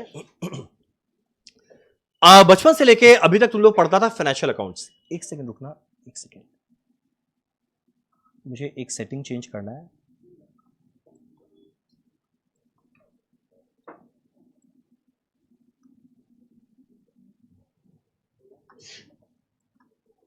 हाँ देखो देखो, बचपन से लेके पता है अभी तक तुम लोग पढ़ता था फाइनेंशियल अकाउंट्स। याद होगा फाइनेंशियल अकाउंट्स में हम लोग बनाते थे ट्रेडिंग पीएल अकाउंट, सुने जीवन में ट्रेडिंग। एक सेकंड, हाँ एक सेकंड, ये आंसर देना चाह रहे, बोलो। अच्छा ठीक है, सुनो ना, जो लास्ट में बैठेगा प्लीज थोड़ा गेट खोलो ना, और उनको बस ये पीछे बड़ा वाला एसी बंद करना है। चलो, देखो फाइनेंशियल अकाउंट्स में हम लोग क्या पढ़ते थे, पहले बनाते थे ट्रेडिंग अकाउंट, अगला बनाते थे पीएल अकाउंट। याद है ट्रेडिंग अकाउंट के लास्ट में आता था ग्रॉस प्रॉफिट, मेरा पीएल अकाउंट के लास्ट में आता था नेट प्रॉफिट। और ये पीएल अकाउंट बनाते थे और बनाकर लगते थे ये कितना बड़ा काम किया लाइफ में। अब एक बात बताते हैं, जो फाइनेंशियल अकाउंट्स का पीएल बनता था वो कभी भी कोई डिसीजन लेने में काम का नहीं है। फाइनेंशियल अकाउंट्स में जो पीएल बनाते हैं ये कभी भी एक कंपनी का जो बीओडी है, एक second, BOD board of director के लिए कोई काम का नहीं है। जो मेरा फाइनेंशियल अकाउंट्स का पीएल बनता है वो पता है किसके लिए बनता है, तुम लोग के लिए, तुम्हारे लिए। इतना खुश हुआ है। आज जो मेरा फाइनेंशियल अकाउंट्स का पीएल बनता है किसके लिए बनता है, तुम लोग के लिए। तुम लोग बोलेगा हम लोग कौन है, तुम लोग कौन है, शेयर होल्डर। अभी नहीं है पर फ्यूचर में तो शेयर होल्डर बनेगा। आए कंपनी का जाके शेयर परचेज करेगा, तुम लोग बनेगा शेयर होल्डर। तो साल के एंड में देखेगा कि भाई ठीक है मेरा कंपनी में प्रॉफिट क्या आया। पर अगर बाई चांस टॉप मैनेजमेंट को डिसाइड करना है, टॉप मैनेजमेंट को कोई डिसीजन लेना है, तो फाइनेंशियल अकाउंट्स का पीएल सबसे रद्दी पीएल है। इसके बेसिस पे एक भी डिसीजन हमारा कंपनी का टॉप मैनेजमेंट नहीं ले पाएगा। हम एक काम करते हैं, एक फाइनेंशियल अकाउंट्स का पीएल बनाता है और बनाने के बाद ना तुम लोग से हम 2-3 क्वेश्चन पूछेगा। जहां तक है शायद तुम लोग वो 2-3 क्वेश्चन का आंसर ना दे पाओ, फिर वही फाइनेंशियल अकाउंट्स की पीएल को हम कॉस्ट के अंदर में कन्वर्ट कर देगा और वो 2-3 क्वेश्चन का आंसर तुम लोग दे देगा। यानी पता है 2-3 ऐसा सवाल है जिसका जवाब फाइनेंशियल में नहीं कॉस्टिंग में मिलता है। तो जो 2-3 क्वेश्चन का जवाब फाइनेंशियल में नहीं कॉस्टिंग में मिलता है, वही कारण है कॉस्ट पढ़ने का। तो पहले मेरे को यह जानना है वो 2-3 ऐसा कौन सा क्वेश्चन है जिसका जवाब फाइनेंशियल के अंदर में नहीं आता, किसमें आता है, कॉस्ट में। समझ हम क्या बोला। अब एक काम करते हैं, फाइनेंशियल अकाउंट्स का पीएल बनाते हैं और 2-3 क्वेश्चन पूछेंगे, जरा उसका जवाब देना। 2 मिनट के लिए इमेजिन करना तुम लोग आईटीसी का शेयर होल्डर नहीं, 2 मिनट के लिए इमेजिन करना तुम लोग आईटीसी का टॉप मैनेजमेंट का पार्ट है। अच्छा एक सेकंड, कोई बताओ तो आईटीसी क्या क्या प्रोडक्ट में डील करता है। चलो ठीक है, पहला सिगरेट। और बताओ क्या, आईटीसी का होटल है। और बोलो क्या, पेपर जो काफी लोग क्लासमेट का कॉपी यूज करते हैं वो आईटीसी का है। और बोलो क्या, जो एफएमसीजी है वो आईटीसी का है, और बोलो क्या? आशीर्वाद। जो फूड डिवीजन है वो आईटीसी का है, और बोलो क्या? मंगलदीप अगरबत्ती। किसने कहा? क्या बात है। आपका नाम क्या है? शोभित। आगे? ओ तुम वही है जो इंस्टा में मेरे से बात करता है? नहीं मैं चलो, नहीं नहीं, क्या बात नहीं, नॉर्मली बात करता है। क्या बात करेगा भाई? देखो, ये सारा का सारा प्रोडक्ट हमारा बनाता है आईटीसी। अब 2 मिनट के लिए इमेजिन करना, हम लोग सबसे पहले लेके चल रहे हैं आईटीसी के फूड डिवीजन के एग्जांपल। फूड डिवीजन, खाना खा के आया ना? ठीक है, खाना खा के आया करो। चलो, सबसे पहले एक बार बात करते हैं आईटीसी के फूड डिवीजन का। मान लो आईटीसी का फूड डिवीजन है, वो अपने एक पीएल बनाया, और तुम लोग उसका टॉप मैनेजमेंट है, तुम लोग से 2 क्वेश्चन पूछेगा, आंसर देना। ठीक, लिखने का नहीं है, अभी खाली सुनना। मान लो हमारा ये है, ये हमारा आईटीसी के फूड डिवीजन का पीएल। रियल लाइफ में ट्रेडिंग पीएल हमेशा साथ में बनता है, कभी ट्रेडिंग पीएल अलग नहीं बनता जो तुम लोग क्लास 11-12 में बनाता था। रियल लाइफ में सीधा पीएल बनता है, लास्ट में नेट प्रॉफिट आता है। अब मान लो मेरा पहला लिखा हुआ है बाय सेल 1 लाख। ठीक, मान लो सब रुपीज इन थाउजेंड्स या रुपीज इन थाउजेंड्स। ठीक, मेरा यहां लिखा हुआ है टू मटीरियल कॉस्ट, मान लो है 30,000। मान लो यहां लिखा हुआ है टू वेजेस 20,000। मेरा यहां लिखा हुआ है टू फैक्ट्री एक्सपेंसेस 5,000। मान लो यहां लिखा है to selling and distribution expenses 30,000। पता है लास्ट में मुझे क्या मिलने वाला है? Net profit. मेरा नेट प्रॉफिट कैसे आएगा? मेरा सेल वैल्यू है 1 लाख, मेरा खर्चा कितना लगा? 30 + 20 50 + 5 55 + 30 85,000। मेरा 1 लाख में से 85,000 माइनस करो, मेरा प्रॉफिट कितना आने वाला है? 15,000। ठीक, मान लो ये हमारा फूड डिवीजन का पीएल है, हम आप लोगों को पकड़ा है, और मान लो ये बोर्ड मीटिंग चल रहा है। अब मेरा तुम लोग से एक क्वेश्चन है कि तुम लोग बताओ, ये 15,000 का जो प्रॉफिट आया, मेरे इस फूड डिवीजन के इस प्रॉफिट को बढ़ाना है, हमारा फूड डिवीजन का प्रॉफिट बढ़ाना है। तुम लोग बताओ वो ऐसा क्या क्या कदम उठाए जिससे इसका प्रॉफिट बढ़ जाए। खाली ये पीएल को देखकर बताना कि वो ऐसा क्या क्या कदम उठाए जिसके द्वारा इस कंपनी का प्रॉफिट बढ़ जाए। बोलो ऐसा वो क्या कदम उठाने वाला है? 1 मिनट, पहला सेल बढ़ा दो, अगला कॉस्ट गिरा दो, एक्सपेंस कम कर दो, और हो गया, है ना? हो गया। कितना आसानी से बोला, सेल बढ़ा दो, अगला कॉस्ट गिरा दो। सोचो, इमेजिन करो अगर इतना आसानी से हर एक कंपनी सेल बढ़ा देता या कॉस्ट गिरा देता, तो क्या जीवन में कोई कंपनी का लॉस रहता? बोलना कितना आसान था, सेल बढ़ाओ ना, बढ़ाओ ना, बढ़ाओ ना। कैसे बढ़ाए वो नहीं पता, खर्चा गिराओ ना, गिराओ ना, कैसे गिराए नहीं पता, बस खाली बोल दिए।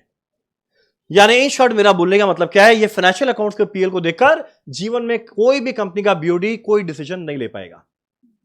तुम लोग बोलेगा यानी अब बोलना चाह रहे बेकार है, एकदम बेकार है। फाइनेंशियल अकाउंट्स की पीएल के बेसिस पे जीवन में कोई डिसीजन नहीं लिया जा सकता। अब एक काम करते हैं, इसी पीएल को हम कन्वर्ट करते हैं कॉस्ट अकाउंट्स के अंदर में, और जैसे ही कन्वर्ट करेंगे तुम लोग देखना फटाफट बहुत सारा आंसर देगा।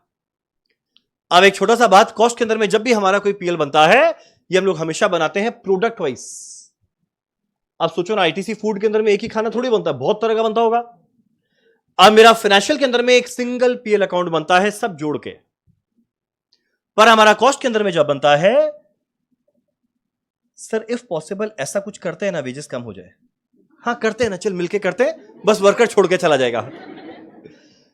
इतना आसानी से नहीं हो पाएगा ये चीज। देखो अब एक काम करते हैं, जब भी हमारा कॉस्ट के अंदर में पीएल बनता है, हम लोग हमेशा बनाते हैं प्रोडक्ट वाइज।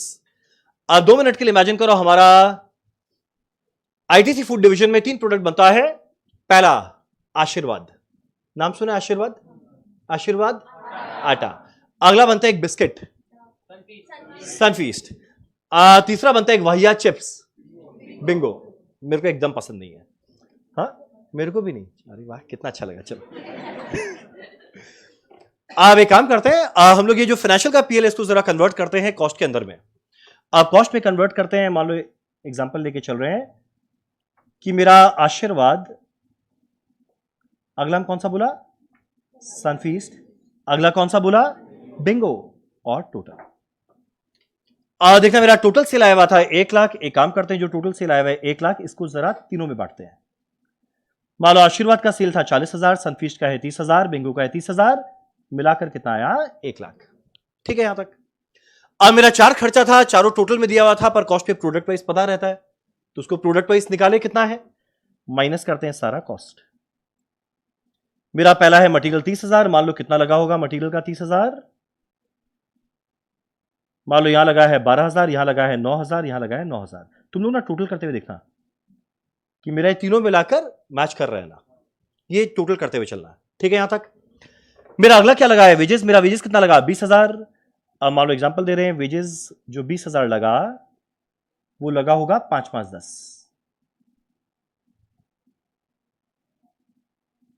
ठीक। मेरा अगला खर्चा लगा है फैक्ट्री एक्सपेंस 5,000, मान लो तीनों में लगा होगा फैक्ट्री एक्सपेंस कितना 5,000, मान लो तीनों में लगा होगा 1,000 2,000 2,000। ठीक है यहां तक। मेरा आखिरी खर्चा क्या था, सेलिंग एंड डिस्ट्रीब्यूशन 30,000, मान लो मेरा तीनों में लगा होगा 30,000 कितना 5 10 15। क्या कोई मेरे को एक और प्रॉफिट बताएगा? मेरा तीनों प्रोडक्ट का एक बार जरा अलग अलग प्रॉफिट बताएगा। 40 में माइनस किए 12 + 5 17 + 1 18 + 5 23, 40 - 23 17,000। 9 + 5 14 16 26 30 - 26 ये आएगा 4,000। और जरा देखा बिंगो के अंदर में क्या आने वाला है 19 21 36, 30 - 36 आता है -6,000। यानी तीनों मिलाकर कितना आएगा 17 + 21 - 6 15,000। और देखना यहां पे प्रॉफिट भी कितना था 15,000। ठीक। अब तुम लोग से वापस 2 क्वेश्चन पूछेगा। ठीक, आंसर देना। पता है 3 में से एक ऐसा प्रोडक्ट है, ये 3 में से एक ऐसा प्रोडक्ट है जो हमारे आईटीसी कंपनी को अच्छा खासा प्रॉफिट कमाने से रोक रहा है। बोलो कौन सा? कौन सा? ध्यान देना, मेरा पहले वाले के अंदर में प्रॉफिट आया, मेरा अगले में भी प्रॉफिट आया, पर तीसरे में क्या चल रहा है लॉस। यानी जैसे लॉस आया, जो मेरा अच्छा खासा प्रॉफिट कमा रहा था उसको रोक लगाया ना। यानी जैसे ये पीएल हम बोर्ड ऑफ डायरेक्टर को पकड़ाएगा, डायरेक्टर का पहला नजर पता है कहां जाएगा, कौन सा लॉस मेकिंग है, कि भैया जो भी मेरा लॉस मेकिंग है 6,000, इसमें ये डिसाइड करना चाहेगा क्या ऐसे प्रोडक्ट को हम कंटिन्यू करें या फिर डिसकंटिन्यू, वो डिसाइड करेगा। आप सोचो ना, अगर मान लो ये पहला साल है, कोई भी प्रोडक्ट अगर पहला साल हो जनरली लॉस ही आता है। अच्छा क्यों आता है लॉस? मान लो कि प्रोडक्ट को लॉन्च किए तो पहला साल में लॉस क्यों आएगा? कारण क्या है, पहले खर्चा तो दुनिया भर का लगे जा रहा है, प्रमोशन दुनिया भर का किए जा रहे हैं, पर रेवेन्यू आना थोड़ी स्टार्ट हुआ। तो अगर मान लो पहला 2-3 साल लॉस आ रहे तो ये कंटिन्यू करेगा, पर मान लो लगे लॉस पे लॉस, पहला साल लॉस, दूसरा साल लॉस, तीसरा साल लॉस, 10 साल लॉस, 15 साल लॉस, तो भाई कभी ना कभी तो ये बंद करेगा। यानी पहला डिसीजन ये लेने वाला है, कोई भी अगर लॉस मेकिंग प्रोडक्ट आया उसको कंटिन्यू करे या डिसकंटिन्यू, डिसीजन लेगा। अरे है ना सर? नहीं, हाँ सर, हम आपसे पूछ रहे हैं। हाँ हाँ, आपका नाम? तुम्हारा व्हाट इज योर नेम? वो तो तुम्हारे नाम पूछा था भाई, मेरे से डरता है एक सब। देखो तो देखो, जैसे हम लोग प्रोडक्ट वाइज बांटे, सबसे पहले भैया जिसके अंदर में लॉस आया, जैसे ही आ रहा है लॉस, डायरेक्टर का नजर तुरंत यहां जाएगा, भाई लॉस आ रहा है, क्या ऐसे प्रोडक्ट को कंटिन्यू करे या डिसकंटिन्यू। तो ये मेरा पहला डिसीजन। आम चाहेगा ना एक क्वेश्चन का आंसर तुम लोग मेरे को दो। आशीर्वाद में भी आया प्रॉफिट, सनफिस्ट में भी आया प्रॉफिट, पर अगर बाई चांस हमारे कंपनी को ना और एक्सपेंशन करना है, और नया मशीन सेटअप करना है, और सेल बढ़ाना है, तो बताओ ये ज्यादा सेल किसका बढ़ाना चाहेगा, आशीर्वाद का चाहेगा या सनफिस्ट का चाहेगा? क्यों आशीर्वाद? तुम लोग ऐसा कौन सा नंबर देखा जो बोला आशीर्वाद? खाली प्रॉफिट, सेलिंग एक्सपेंस सबसे कम है पर प्रॉफिट सबसे ज्यादा है, सारे एक्सपेंस कम है। याद करना तुम लोग शायद 11-12 में ना एक रेशियो पढ़ा होगा, जीपी रेशियो। वर्ड सुना GP ratio? GP ratio full form formula sales by GP. अरे भैया जीपी से हमको बुला देगी तो मेरा जीपी रेशियो का फॉर्मूला क्या? GP divided by sale into 100। Similarly एक फॉर्मूला होता है नेट प्रॉफिट रेशियो। क्यों बताएगा नेट प्रॉफिट रेशियो का फॉर्मूला क्या आएगा? मेरा नेट प्रॉफिट रेशियो का फॉर्मूला क्या होगा? Net profit divided by sale into 100। तो और देखिए पहले वाले में नेट प्रॉफिट आया है 17,000, सेल वैल्यू है 40,000। अगर ये निकाले 17,000 बाय 40,000 इंटू 100, पता है कितना परसेंट आने वाला है? 42.5%। मेरे अगले वाले में आएगा 4,000 डिवाइडेड बाय सेल वैल्यू क्या है? 30,000 इंटू 100। एक बार कैलकुलेट करते हैं कितना आने वाला है? 13.33। और ये तो बेचारा लॉस, इसको क्या निकलना। ठीक, अब एक काम करते हैं, एक लाइन बोलना स्टार्ट करता है, बोलते बोलते चुप हो जाएगा। ये मत सोचना मैं भूल गया इस लाइन को कंप्लीट करना। ठीक, ये लाइन सुनना। अगर बाई चांस पहले वाले में एनपी रेशियो आया 42.5%, ये इंडिकेट करता है कि अगर बाई चांस हमारा कंपनी आशीर्वाद के सेल को 100 रुपया बढ़ाए और आशीर्वाद के सेल को 100 रुपया बढ़ाए तो खर्चा भी बढ़ेगा, सेल बढ़ेगा तो खर्चा भी बढ़ेगा, और आशीर्वाद का सेल 100 रुपया बढ़ेगा तो खर्चा भी बढ़ेगा। लास्ट में जाके पता है 100 रुपए सेल बढ़ने की वजह से हमारे आशीर्वाद का प्रॉफिट कितना बढ़ेगा? 42.5।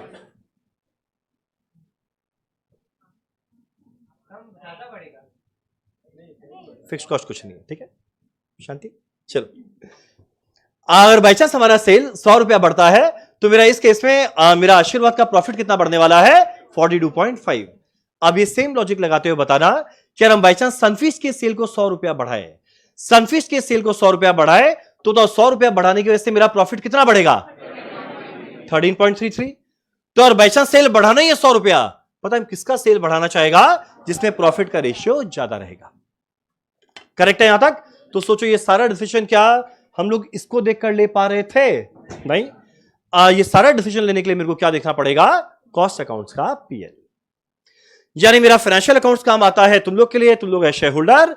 कॉस्ट अकाउंट्स काम आता है टॉप मैनेजमेंट या फिर बीओडी के लिए। बोलो क्लियर है यहां तक? अरे बोलो ना, पक्का?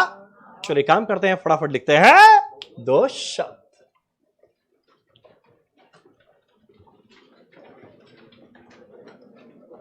क्या बात है, हमारा लाइव ऑनलाइन तो सुपर एक्टिव है। Sir is it live? एकदम लाइव है। हर्ष एकदम लाइव है, एकदम लाइव है। देखो मैंने तुम्हारा नाम लिया, हर्ष एकदम लाइव है। इसको ऐसा क्यों लगा कि पुराना चल रहा है? इसका एक रीजन है। अगर मेरा कोई भी पहला क्लास देखेगा ना, first class same T shirt रहता है, तो सबको लगता है ये पुराना क्लास है। और पढ़ाते हुए ये मेरा फेस टू फेस कॉस्ट को पढ़ाते हुए 88th बैच है। 87 टाइम्स हम पढ़ा लिए, 88th बार हम पढ़ाने जा रहे हैं। कोविड के पहले एक ही टर्म में 5-5 बैच होता था, पर थैंक्स टू कोविड हमारा ऑफलाइन का प्रेशर कम हो गया, सारा ऑनलाइन में चला गया। तो 80 मतलब लास्ट का 5-7 साल में हर पहला क्लास मेरा सेम टी शर्ट, इसलिए लोगों को लगता है पुराना चल रहा है। चलो एनीवेज, तुम लोग भी मानते होगा ना कि कोई एग्जाम मान लो कोई टी शर्ट पहन के एग्जाम देने गया, अच्छा चला गया तो सेम टी शर्ट पहन के जाएंगे। करता होगा फॉलो? चलो एक काम करना, पहला लिखना कॉस्ट अकाउंटिंग।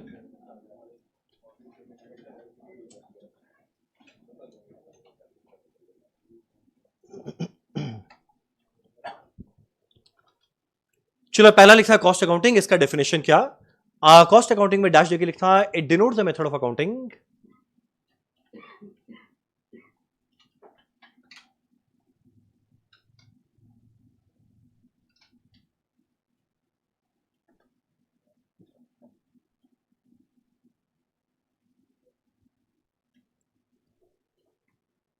मेरा कॉस्ट अकाउंटिंग में डैश देके denotes the method of accounting which deals with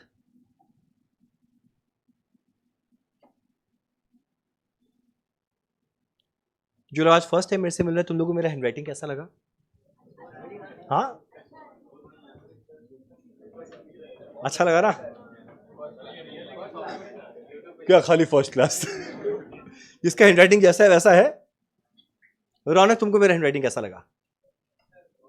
चलो वो हम, हाँ वही खो जाता, कहाँ गया वो। चलो, कॉस्ट अकाउंटिंग में डैश देखिए, denotes the method of accounting which deals with principles comma methods and techniques.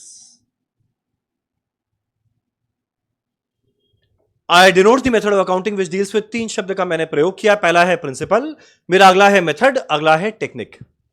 Principal का मतलब क्या, जैसे तुम लोग अकाउंट्स के अंदर में करता है ना, इन्वेंट्री को वैल्यू करने के लिए इधर फीफो या लीफो, सुना है सब? फीफो, एक दिन क्या क्या सुना है, FIFO, LIFO, weighted average, simple average, ये सब तो ये प्रिंसिपल है, क्या क्या फॉलो करना है। तो हमारे कॉस्ट में भी बहुत सारा प्रिंसिपल है कि इस चीज के लिए तुम ये फॉलो करो, इस चीज के लिए ये फॉलो करो। मेरा अगला, कॉस्ट अकाउंटिंग में बहुत सारा मेथड आएगा, तुम लोग देखिएगा ना, बहुत सारा मेथड आएगा जो एक एक करके पढ़ेंगे। Job and batch costing, process costing, operating costing, ये सब। तो मेरा पहला है प्रिंसिपल। मेरा अगला, हर एक सेक्टर को कॉस्ट निकालने के लिए अलग अलग मेथड ऑफ कॉस्टिंग है, वो डील करेंगे। और अगला बहुत सारा टेक्निक है डिसीजन लेने के लिए। टेक्निक के अंदर में आने वाला है बजट, मार्जिनल स्टैंडर्ड, वो सब है। यानी पूरे के पूरे सब्जेक्ट के अंदर में बहुत प्रिंसिपल का बात होगा। बहुत सारा मेथड डिस्कस करेंगे, किस तरीके से खर्चा निकाला जाए। अगला हम लोग बात करने वाले हैं बहुत सारे टेक्निक जिस पे डिसीजन लिया जाएगा। अब कोई मेरे को बताओ, ये कॉस्ट अकाउंटिंग कौन यूज करेगा? शेयर होल्डर करेगा या कौन करेगा? Top management. क्यों क्यों यूज करेगा? कुछ डिसीजन लेने के लिए। तो आगे लिखते हैं, denote the method of accounting which deals with principles, method and technique used bye top management. आपको एक और रौनक मिल गया, कौन है ये? यूज्ड बाय टॉप मैनेजमेंट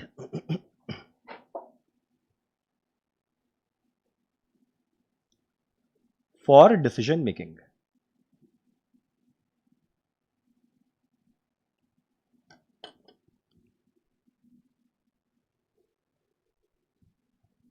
तो यहां पे हम तीन वर्ड यूज किया। मेरा कॉस्ट अकाउंटिंग क्या है? वैसा मेथड ऑफ अकाउंटिंग जो डील करता है principle, method and technique. Use कौन करेगा? Top management. क्या चीज के लिए? For decision making. अब एग्जाम में कभी कभी 4 मार्क का एक छोटा सा थ्योरी आता है, ऑब्जेक्टिव ऑफ कॉस्ट अकाउंटिंग। तो एक काम करना, अगला लिखना ऑब्जेक्टिव ऑफ कॉस्ट अकाउंटिंग।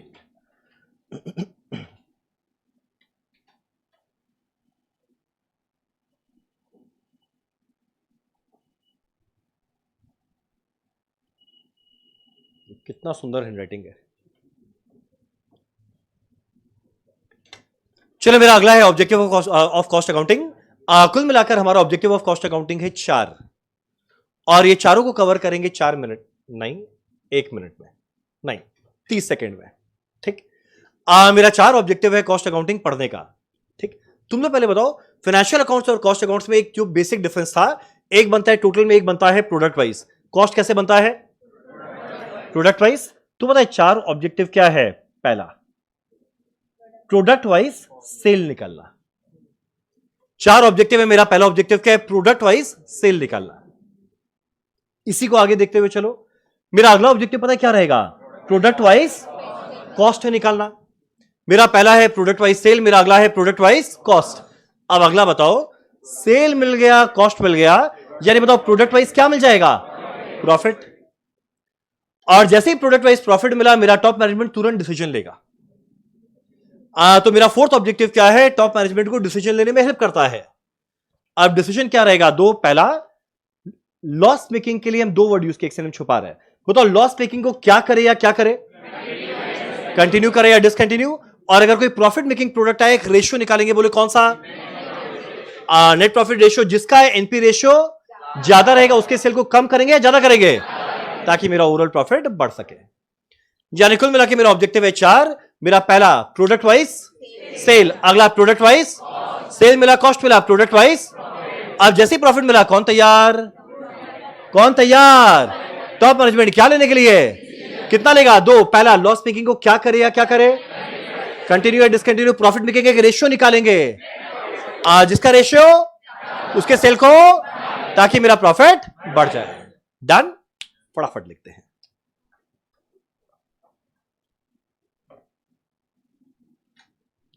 चलो, मेरा पहला प्रोडक्ट वाइज सेल निकालना। तो पहला है ascertainment of product wise cell.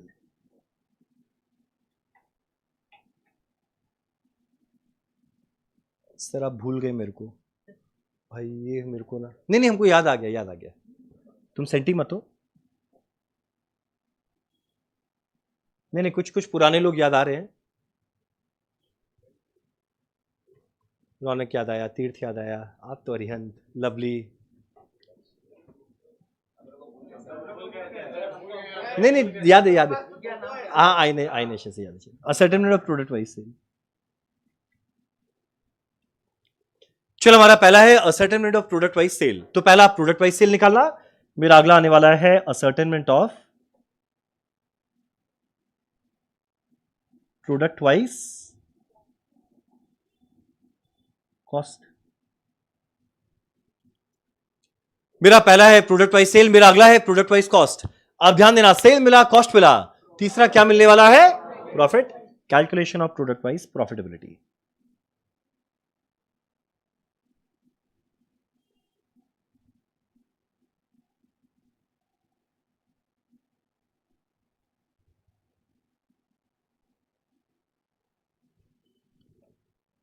ठीक। अब जैसे मेरा प्रॉफिट मिला, मेरा टॉप मैनेजमेंट तैयार है डिसीजन लेने के लिए। डिसीजन वो लेने वाला है दो, लॉस वाला और प्रॉफिट वाले का। चलो अगला लिखते हैं, assist the top management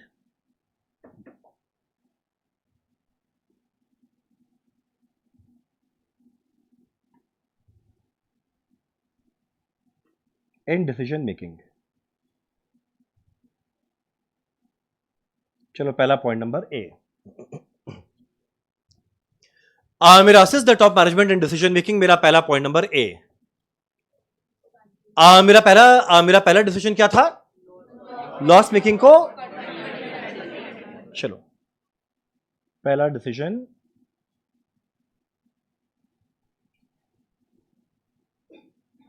whether to continue or discontinue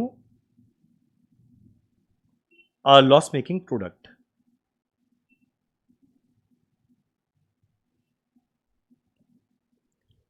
चलो हमारा पहला डिसीजन लेगा वेदर टू कंटिन्यू और discontinue a loss making product.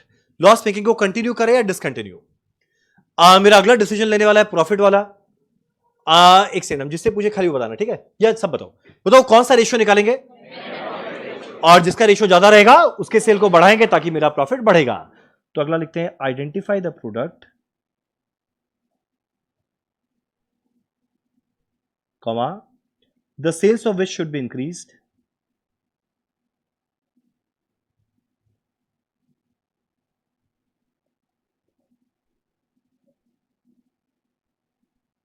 to increase the overall profit।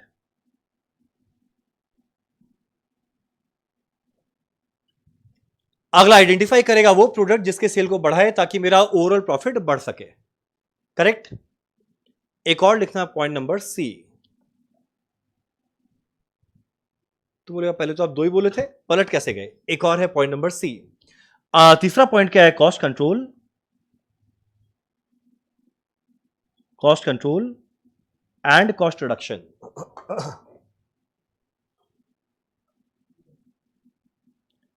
Cost control and cost reduction comma if possible. ये एक super important word है, if possible. क्यों बताओ ये वर्ड का मतलब क्या? Cost control and cost reduction मतलब क्या? Cost control and cost reduction normal English में मतलब वर्ड है, वो तो इसका नॉर्मल मतलब क्या लग रहा है? कॉस्ट को कम करो या रिड्यूस करो if possible. Super important word है इफ पॉसिबल। ये इंपॉर्टेंट वर्ड क्यों है? मान लो मेरा भाई यहां पे सीधा सीधा देखे बिंगो में आ रहा है लॉस, तो हम लोग डिसाइड किए चलो एक काम करते हैं, बिंगो के खर्चा को कम कर दे। ठीक है, अब बिंगो में तुम लोग डिसाइड किए चलो एक काम करते हैं, सेलिंग एंड डिस्ट्रीब्यूशन को कम कर देते हैं। मेरा सेलिंग एंड डिस्ट्रीब्यूशन में क्या आता है? एडवर्टीजमेंट का खर्चा, प्रमोशन का खर्चा। अब हम चाहेगा ना एक थोड़ा बुद्धि लगा के आंसर देना, और हम बाई चांस एडवर्टीजमेंट का खर्चा कम कर दे, प्रमोशन का खर्चा कम कर दे, चलो मानते हैं एक और का खर्चा कम हो जाएगा, पर एडवर्टीजमेंट प्रमोशन कम करने से सेल भी कम हो जाएगा। यानी अगर वो खर्चा कम करे जिससे मेरा सेल भी गिर जाए, तो ऐसा खर्चा कम करके फायदा क्या? यानी पता है आइडियलिस्टिकली मेरे को वही कॉस्ट को कंट्रोल या रिड्यूस करना चाहिए जिसको कंट्रोल करने से सेल को फर्क ना पड़े। इसीलिए वर्ड क्या आता है? If possible. बोलो क्लियर है? अरे बोलो ना। तुम लोग का एवरेज एज क्या है क्लास में? 18-19 साल। जस्ट इमेजिन करो, इतने सारे 18-19 साल का बच्चा लोग अगर एक साथ में बोले यस, बिल्डिंग गूंजना चाहिए। एक बार वापस ट्राई करते हैं। आज जरा बताना, अभी तक जो भी हम लोग पढ़े समझ में आया? भाई बिल्डिंग गूंजवाना है मुंह से। चलो डन। आप एक काम करना, सबका चेहरा ऊपर, कोई नीचे नहीं देखेगा। चलो जरा बताना, सबका चेहरा ऊपर। पहला हम लोग पढ़े कॉस्ट अकाउंटिंग का परिभाषा, कॉस्ट अकाउंटिंग का डेफिनेशन। आप बोलना स्टार्ट करेगा, चुप हो जाए, लाइन कंप्लीट करना। I denote the method of accounting which deals with principle, अगला method and technique used by for. अगला बताना ऑब्जेक्टिव ऑफ कॉस्ट अकाउंटिंग है कुल मिलाकर 4। पहला product wise, product wise, product wise. आज जैसे प्रॉफिट मिला कौन तैयार, क्या लेने के लिए, कितना लेगा, नहीं कितना डिसीजन लेगा, 2 या 3, 2 या 3, 3। पहला लॉस मेकिंग को क्या करे या क्या करे। अगला प्रॉफिट मेकिंग की रेशियो निकाल, जिसका रेशियो उसके सेल को, ताकि प्रॉफिट बढ़ेगा। तीसरा क्या था, cost control and cost reduction comma if possible. बोलो क्लियर है? अरे बोलो ना। डन। अब हम लोग पहला चैप्टर स्टार्ट करेंगे कॉस्ट शीट। अब कॉस्ट शीट हम लोग आज तो स्टार्ट नहीं करेंगे, आज बेसिक का बात करते हैं। और ये जो बेसिक बात है ये हमारे कॉस्ट के कई चैप्टर में काम आएगा। पहले बताओ, इस क्लास में कितने लोग जीवन में आज तक कोई फैक्ट्री में गए हुए हैं? इतने सारे लोग फैक्ट्री में गए हैं। तुम वर्कर है, तुम वर्कर है कौन से कंपनी में? तुम उसका वर्कर है? RPC factory. आप गए हुए फैक्ट्री में, कौन सा फैक्ट्री? Jute factory. और कोई अलग अलग इंडस्ट्री किसमें? टाटा हिटाची। और rice mill, tea factory, rice mill. मेरे पापा का फैक्ट्री है, तुम यहां क्या कर रही है? नहीं मतलब हाँ पढ़ी। हाँ क्या? आजा, मैन्युफैक्चरिंग है। चलो वेरी गुड। हम बताते हैं। हम लोग जो अगला टॉपिक बताएगा, एक सेकंड। आज हम लोग अपना अगला टॉपिक डिस्कस करेंगे। एकदम ढंग से सुनना, एकदम ढंग से सुनना। हमारे आखिरी क्लास तक ये सारा चीज काम आएगा। अब एग्जांपल लेकर चलते हैं। हमारा वही मेरा फेवरेट कंपनी आईटीसी का फूड डिवीजन हो गया। अब समझाते हैं आईटीसी का सबसे बड़ा डिवीजन जिसके भरोसे आईटीसी चलता है। कौन सा डिवीजन है? Cigarette division. ठीक। ये बात सुन के तुम क्यों इतना खुश हुआ? और तुम्हारा दिल्ली का है क्या? चलो एक सिगरेट दो ना, खाली समझाना है। ओम नहीं, वो नीचे।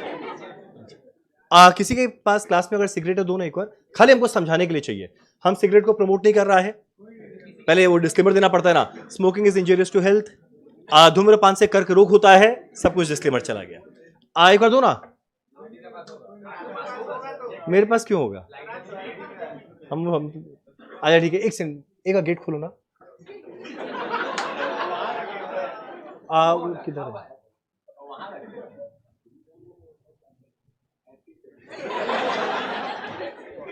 गंदा इशारा नहीं, सिगरेट का इशारा था।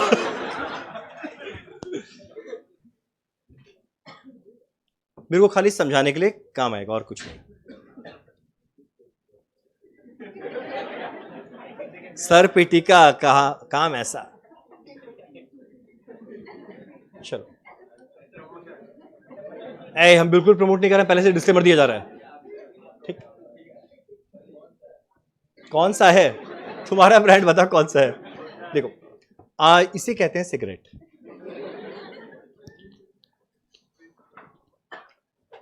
सिगरेट को बनाने के लिए चाहिए होता है 3 रॉ मटेरियल। ठीक। और देखेगा ना, देखो ये क्या कर रहा है।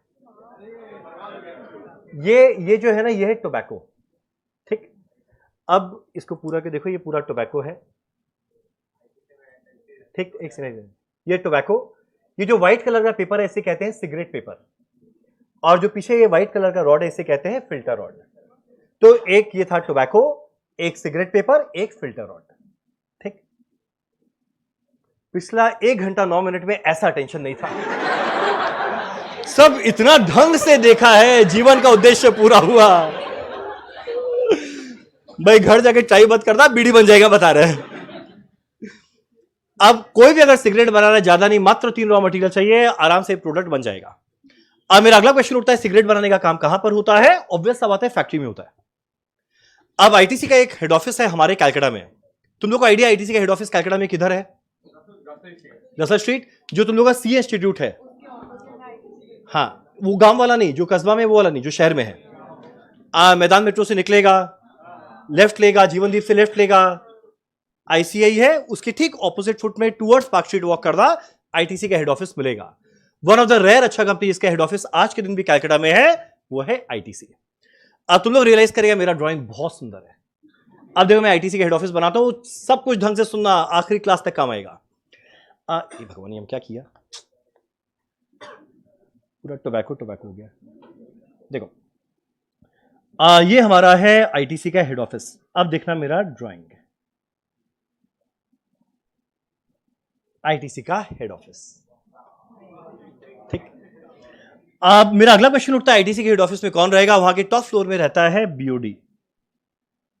बीओडी, आपको बताओ आईटीसी के चेयरमैन का नाम क्या है?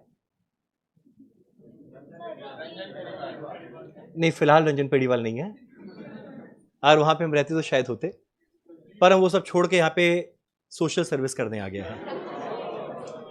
आप आईटीसी के चेयरमैन योगेश, तुम्हारा दोस्त है वो ऐसे अब वो रहे नहीं, वो गुजर गए। योगेश चंद्र देवेश्वर, वाईसी देवेश्वर थे। आज के दिन है मिस्टर संजीव पुरी, ठीक। वो लोग बैठते हैं बीओडी। और कौन बैठेगा? प्रोडक्शन डिपार्टमेंट का हेड। और कौन बैठेगा? फाइनेंस डिपार्टमेंट का हेड। और कौन बैठेगा? मार्केटिंग डिपार्टमेंट का हेड। और कौन बैठेगा? लीगल डिपार्टमेंट का हेड। और कौन बैठेगा? एचआर डिपार्टमेंट का हेड, ठीक है। और कौन बैठेगा? Security guard. चलो डन। ये हमारा है हेड ऑफिस। अब तुम लोग जरा मेरे को एक बात बताओ, तुम लोग के हिसाब से ये जो सिगरेट बन रहा है, क्या लगता है ये हेड ऑफिस में बनता होगा? क्या लगता है बोर्ड ऑफ डायरेक्टर बोलते बोला भाई तंबाकू दे, आज सिगरेट बनाएंगे थोड़ा बैठ के? ऐसा तो हरकत होगा नहीं। अब आईटीसी का हेड ऑफिस के अंदर में कोई भी काम नहीं होता, वहां पे खाली ज्ञानबाजी चलता है, डिसीजन लिया जाता है। असली में जो प्रोडक्शन का काम है, असली में जो गुड्स को प्रोड्यूस करने का काम है, यह हमेशा होता है फैक्ट्री में। अब हमारा सिगरेट को बनाने के लिए भारत में इंडिया का 5 फैक्ट्री है।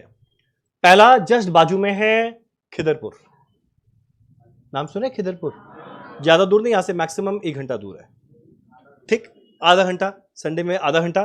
खिदरपुर में आईटीसी का एक फैक्ट्री। अगला बिहार में एक जगह है मुंगेर, वहां पे एक आईटीसी का फैक्ट्री है। अगला उत्तर प्रदेश में एक जगह है सहारनपुर, वहां पे आईटीसी का फैक्ट्री है। सबसे बड़ा फैक्ट्री है कर्नाटका बैंगलोर में, जहां पे मेरा पोस्टिंग था। और एक महाराष्ट्र में पुणे के पास में एक जगह है, भगवान जाने के ऊपर उस जगह का नाम है रंजनगांव। जगह का नाम है रंजनगांव। अब हमको ध्यान है, हम लोग 8 लोग ज्वाइन किए थे जब हमारा आईटीसी में हुआ था। पूरे इंडिया में खाली 8 लोग ज्वाइन किए थे जब मेरा आईटीसी में हुआ था। तो 8 लोग को जैसा उनका नेचर था, उन लोग को वैसा डिपार्टमेंट दिया गया। अब एक लड़का था, वो टीका लगा के आता था दिल्ली, पकड़ा मंगलबत्ती अगरबत्ती, हाँ भाई तुम पुजारी है, तुम जा अगरबत्ती बना। एक जो सुबह से शाम खाता था, फूड डिवीजन। भगवान जाने उसको, उन लोग को मेरे में कौन सा काबिलियत नजर आया, मेरे को दिया सिगरेट डिवीजन। हम उम्मीद कर रहे हैं कि सबसे इंपॉर्टेंट डिवीजन सबसे काबिल हाथों में होना चाहिए, इसीलिए शायद दिया है। हम ये मन में संतुष्टि बना के चले। आज जब पता चला मेरे को टोबैको डिवीजन मिलने वाला है, हम बस जाके सर को एक रिक्वेस्ट किया। हम बोला सर जहां भेजना है भेजिए, रंजनगांव नहीं जाएगा। कितना गंदा लगेगा, कोई पूछे रंजन कहां जा रहा है, रंजनगांव जा रहा है। हम बोला सर जो जगह भेजेंगे जाएंगे, रंजनगांव नहीं जाएंगे। तो फाइनली मेरे को भेजा गया बैंगलोर सिगरेट फैक्ट्री, जो आईटीसी का सबसे बड़ा सिगरेट फैक्ट्री है। एक दिन में 100 मिलियन सिगरेट उस समय बनता था। एक दिन में 100 मिलियन माने 10 करोड़। सोच रहा है, सबसे बड़ा कस्टमर तुम ही था, ठीक। आज के दिन तो और ज्यादा हो गया होगा। अब हम एक काम करते हैं, अगला हमारा जो बैंगलोर सिगरेट फैक्ट्री है वो बनाकर दिखाते हैं और देखते हैं उसमें हर क्या क्या डिपार्टमेंट है, काम कैसे होता है। ढंग से सुनना। अभी हम पहले बता रहे हैं, बाद में एक वीडियो दिखाएंगे, ठीक है, कैसे बनता है सिगरेट, कैसे क्या बनता है, फिर हम कुछ कुछ चीज समझाएगा। सुट्टा इंस्टीट्यूट, सर इंस्टीट्यूट वाले बल्क में लाते हैं।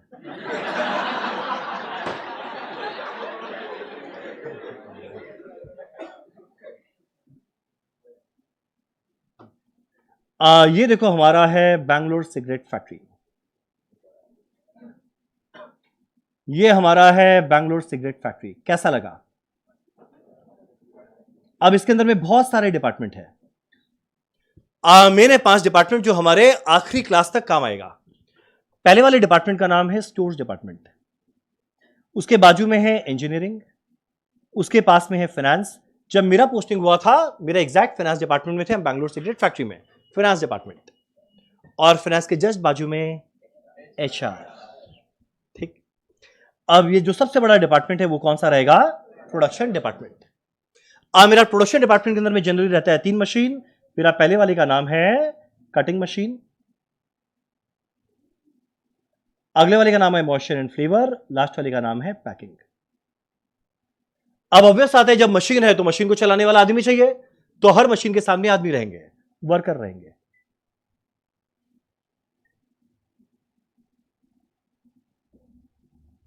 सच्ची बताना मेरा ड्राइंग कैसा लग रहा है? लग नहीं रहा तुम तो फैक्ट्री के अंदर में प्रवेश कर गया, ऐसा फील नहीं आ रहा है? वो तुम इमेजिन कर रहे हैं पहुंच के फूकना स्टार्ट। देखो अब मेरा अगला, अब देखो हर एक डिपार्टमेंट का रोल क्या है ना, ये हर एक डिपार्टमेंट का रोल हम नहीं, तुम लोग मेरे को बताना। अब जैसे हम जस्ट बताया हमारे सिगरेट को बनाने के लिए चाहिए होता है 3 रॉ मटेरियल। पहला था टोबैको, अगला था फिल्टर रॉड, अगला था सिगरेट पेपर। अब ऑब्वियस सा बात है ये सारा का सारा किसी सप्लायर से खरीदना पड़ेगा। अब 2 मिनट के लिए इमेजिन करते हैं सप्लायर कौन बनने वाला है? आपका नाम? देवांश। हाँ, बुरा मानता है? नहीं ना, चलो ठीक है। बैठ जाओ। हमारा देवांश कौन है? सप्लायर। इससे हम परचेज करते हैं टोबैको। तो अभी से लेके आखिरी क्लास तक तो हमारा टोबैको बॉय है देवांश। सर मुझे बनना है। क्यों?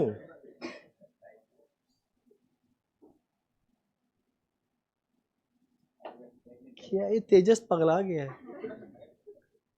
ये वही वाला है क्या? क्या अचानक से गाना लिख रहे हैं, मेरे हाथों में 2-2 चूड़ियां हैं।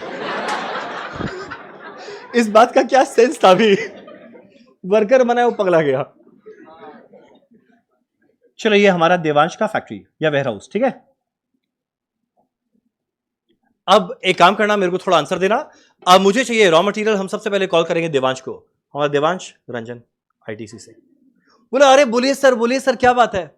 हम बोला सुन हमारे यहाँ टोबैको खत्म हो गया, फटाफट लेकर आ। बोला सर कितना टोबैको? 5000 केजी। बोला सर घबराइए मत, बस आ रहे हैं 2 दिन में। हम बोला ओके आओ। अब तुम लोग बताओ जब ये टोबैको लेकर आएगा, ये टोबैको लेकर आएगा, तुम लोग के हिसाब से जब फैक्ट्री के अंदर में प्रवेश करेगा ये सीधा प्रोडक्शन डिपार्टमेंट में आ जाएगा या कौन से डिपार्टमेंट में आना चाहिए? नाम खुद बता रहे, बताओ कौन से डिपार्टमेंट में आना चाहिए? Stores department. तो भैया स्टोर्स डिपार्टमेंट में सबसे पहले क्या आया? टोबैको। अब अगला चाहिए फिल्टर रॉड। अगला फिल्टर रॉड भी कौन से डिपार्टमेंट में आने वाला है? स्टोर्स। और लास्ट में चाहिए सिगरेट, ये भी आने वाला है, सॉरी सिगरेट पेपर, ये भी आने वाला है स्टोर्स। यानी हमारे स्टोर्स डिपार्टमेंट का काम क्या है कि जो भी रॉ मटेरियल चाहिए जब आएगा सबसे पहले वो स्टोर्स डिपार्टमेंट में एंटर करेगा। अब जैसे एंटर किया इसको ये लोग संभाल के ढंग से रखेगा। पर एक क्वेश्चन का आंसर दो, मटेरियल तो आया स्टोर्स डिपार्टमेंट में, पर ऐसे सारे मटेरियल को यूज कौन सा डिपार्टमेंट करने वाला है? कौन सा डिपार्टमेंट यूज करने वाला है? प्रोडक्शन। यानी स्टोर्स वाले का एक ही काम, मटेरियल आए ढंग से रख ले।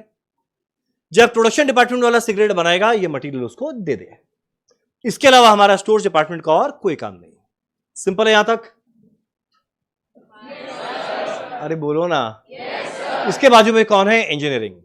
हमारा हर एक बड़ा फैक्ट्री 365 दिन 24 घंटा काम करता है। तुम 24 घंटा एक फैक्ट्री चलता है, एक ही वर्कर नहीं। पहला शिफ्ट में 8 घंटा आप लोग गए निकलो, फिर आप लोग 8 घंटा निकलो, फिर तुम लोग आया, फिर वापस नेक्स्ट डे तुम लोग पहले आ गया, फिर आप लोग आए, फिर तुम लोग आ गया, फिर वापस तीसरा दिन तुम लोग आया, आप लोग आए, तुम लोग आ गया।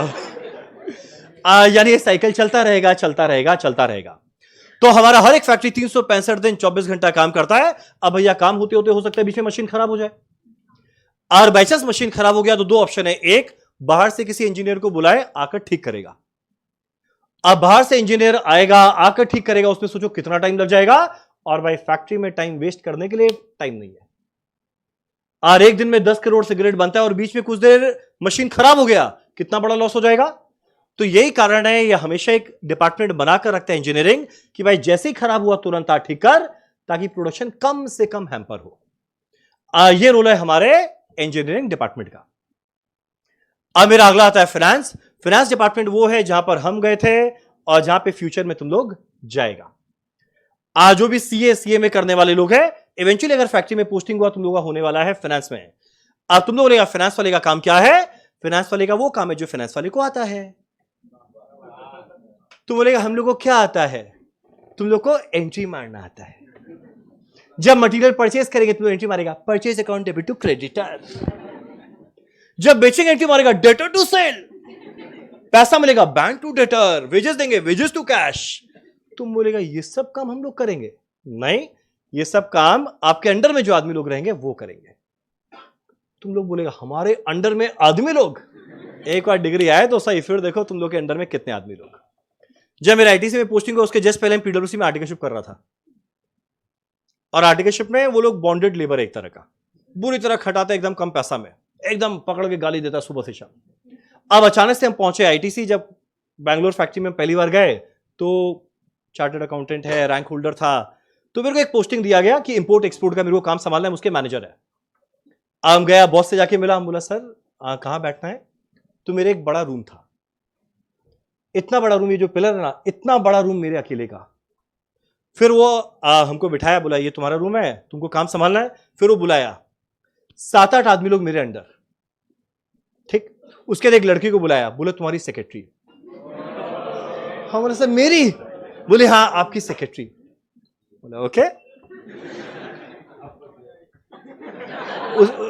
देखो उस सेंस में हम नहीं बोल रहे, तुम लोग गलत सेंस में मत सोचना, हम उस टाइप का लड़का नहीं है ना। किस टाइप के हम सुधरे हुए हैं, पर खुशी मिलेगा ना। सोचो ना अचानक से एक सेक्रेटरी आ जाए, लाइफ अच्छा लगता है, ठीक। तो देखो ये क्या हुआ। हाँ, अब फाइनेंस वाला क्या करेगा? वो सारा काम करेगा जो कोई और नहीं कर सकता। तुम लोग वर्ड सुने जीएसटी फुल फॉर्म? वर्ड सुना जीएसटी में? एक होता है सीजीएसटी, एक होता है, अरे वाह वेरी गुड, एक और होता है, क्या बात है, एक और होता है, ये कहां पढ़ लिया? वो जीएसटी में चल रहा है। पर जो लोग अभी जस्ट फाउंडेशन दिए वो लोग कहां पढ़ लिए? वो तुम लोग ये पहली बार सुन रहे हैं क्या? वो अच्छा, वो साथ साथ बोल दिए। तो देखो इतना तरह का जीएसटी होता है, हर महीने के एंड में जीएसटी का कैलकुलेशन करके पेमेंट करना होता है। कौन करेगा? फाइनेंस वाला। क्या लगता है स्टोर्स वाले को ये सब कैलकुलेशन आता होगा? बुर्बक है। इंजीनियर उससे बड़ा।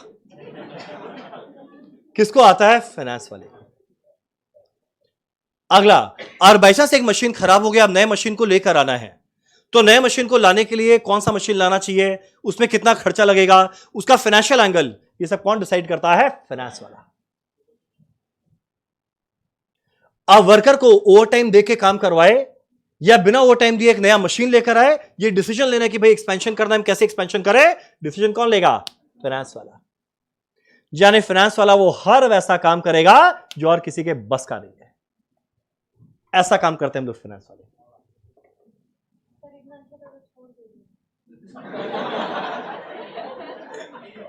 इतना अच्छा था तो छोड़ क्यों दिए? घबराओ मत, इसका आंसर तुमको बहुत जल्द मिलेगा।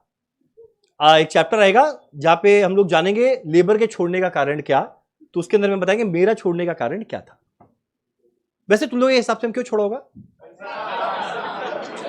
तुम लोग के हिसाब से हम लालची आदमी है, हम लालची आदमी है। किसी को लगे हम लालची आदमी है, आना फीस ले जाना, हम ऐसे ही पढ़ा देंगे।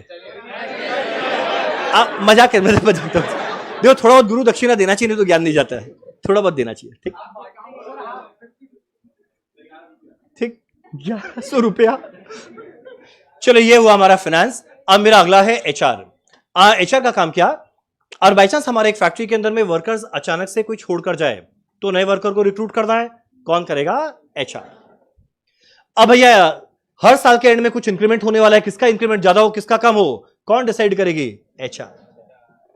किसका प्रमोशन होने वाला है, किसको ग्रेचुइटी मिलने वाला है, किसका ट्रांसफर होने वाला है, किसका डिमोशन होने वाला है, किसको निकालना है, सब डिसाइड कौन करेगी?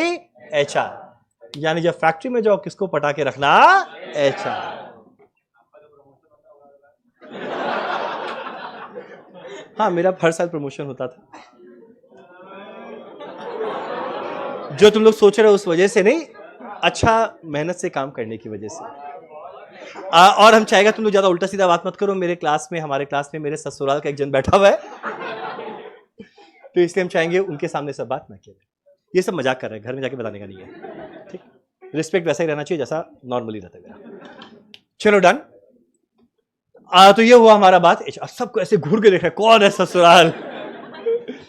चलो ये बात हुआ हमारा एचआर का, ठीक। पर मेरा अगला क्वेश्चन उठता है, क्या ये चारों डिपार्टमेंट के लिए हमारा फैक्ट्री को सेटअप किया गया था? आंसर है नहीं। फैक्ट्री को सेटअप करने का कारण क्या था? सिगरेट बनाना। और सिगरेट बनने का काम कहां पर होने वाला है? Production department. अब कैसे बनता है एकदम शॉर्ट में बताएगा, ताकि हमारा कॉस्ट चैप्टर में काम आए। डिटेल में हम नहीं बता रहे, थोड़ी बार रियल लाइफ में सिगरेट बनाने जाके।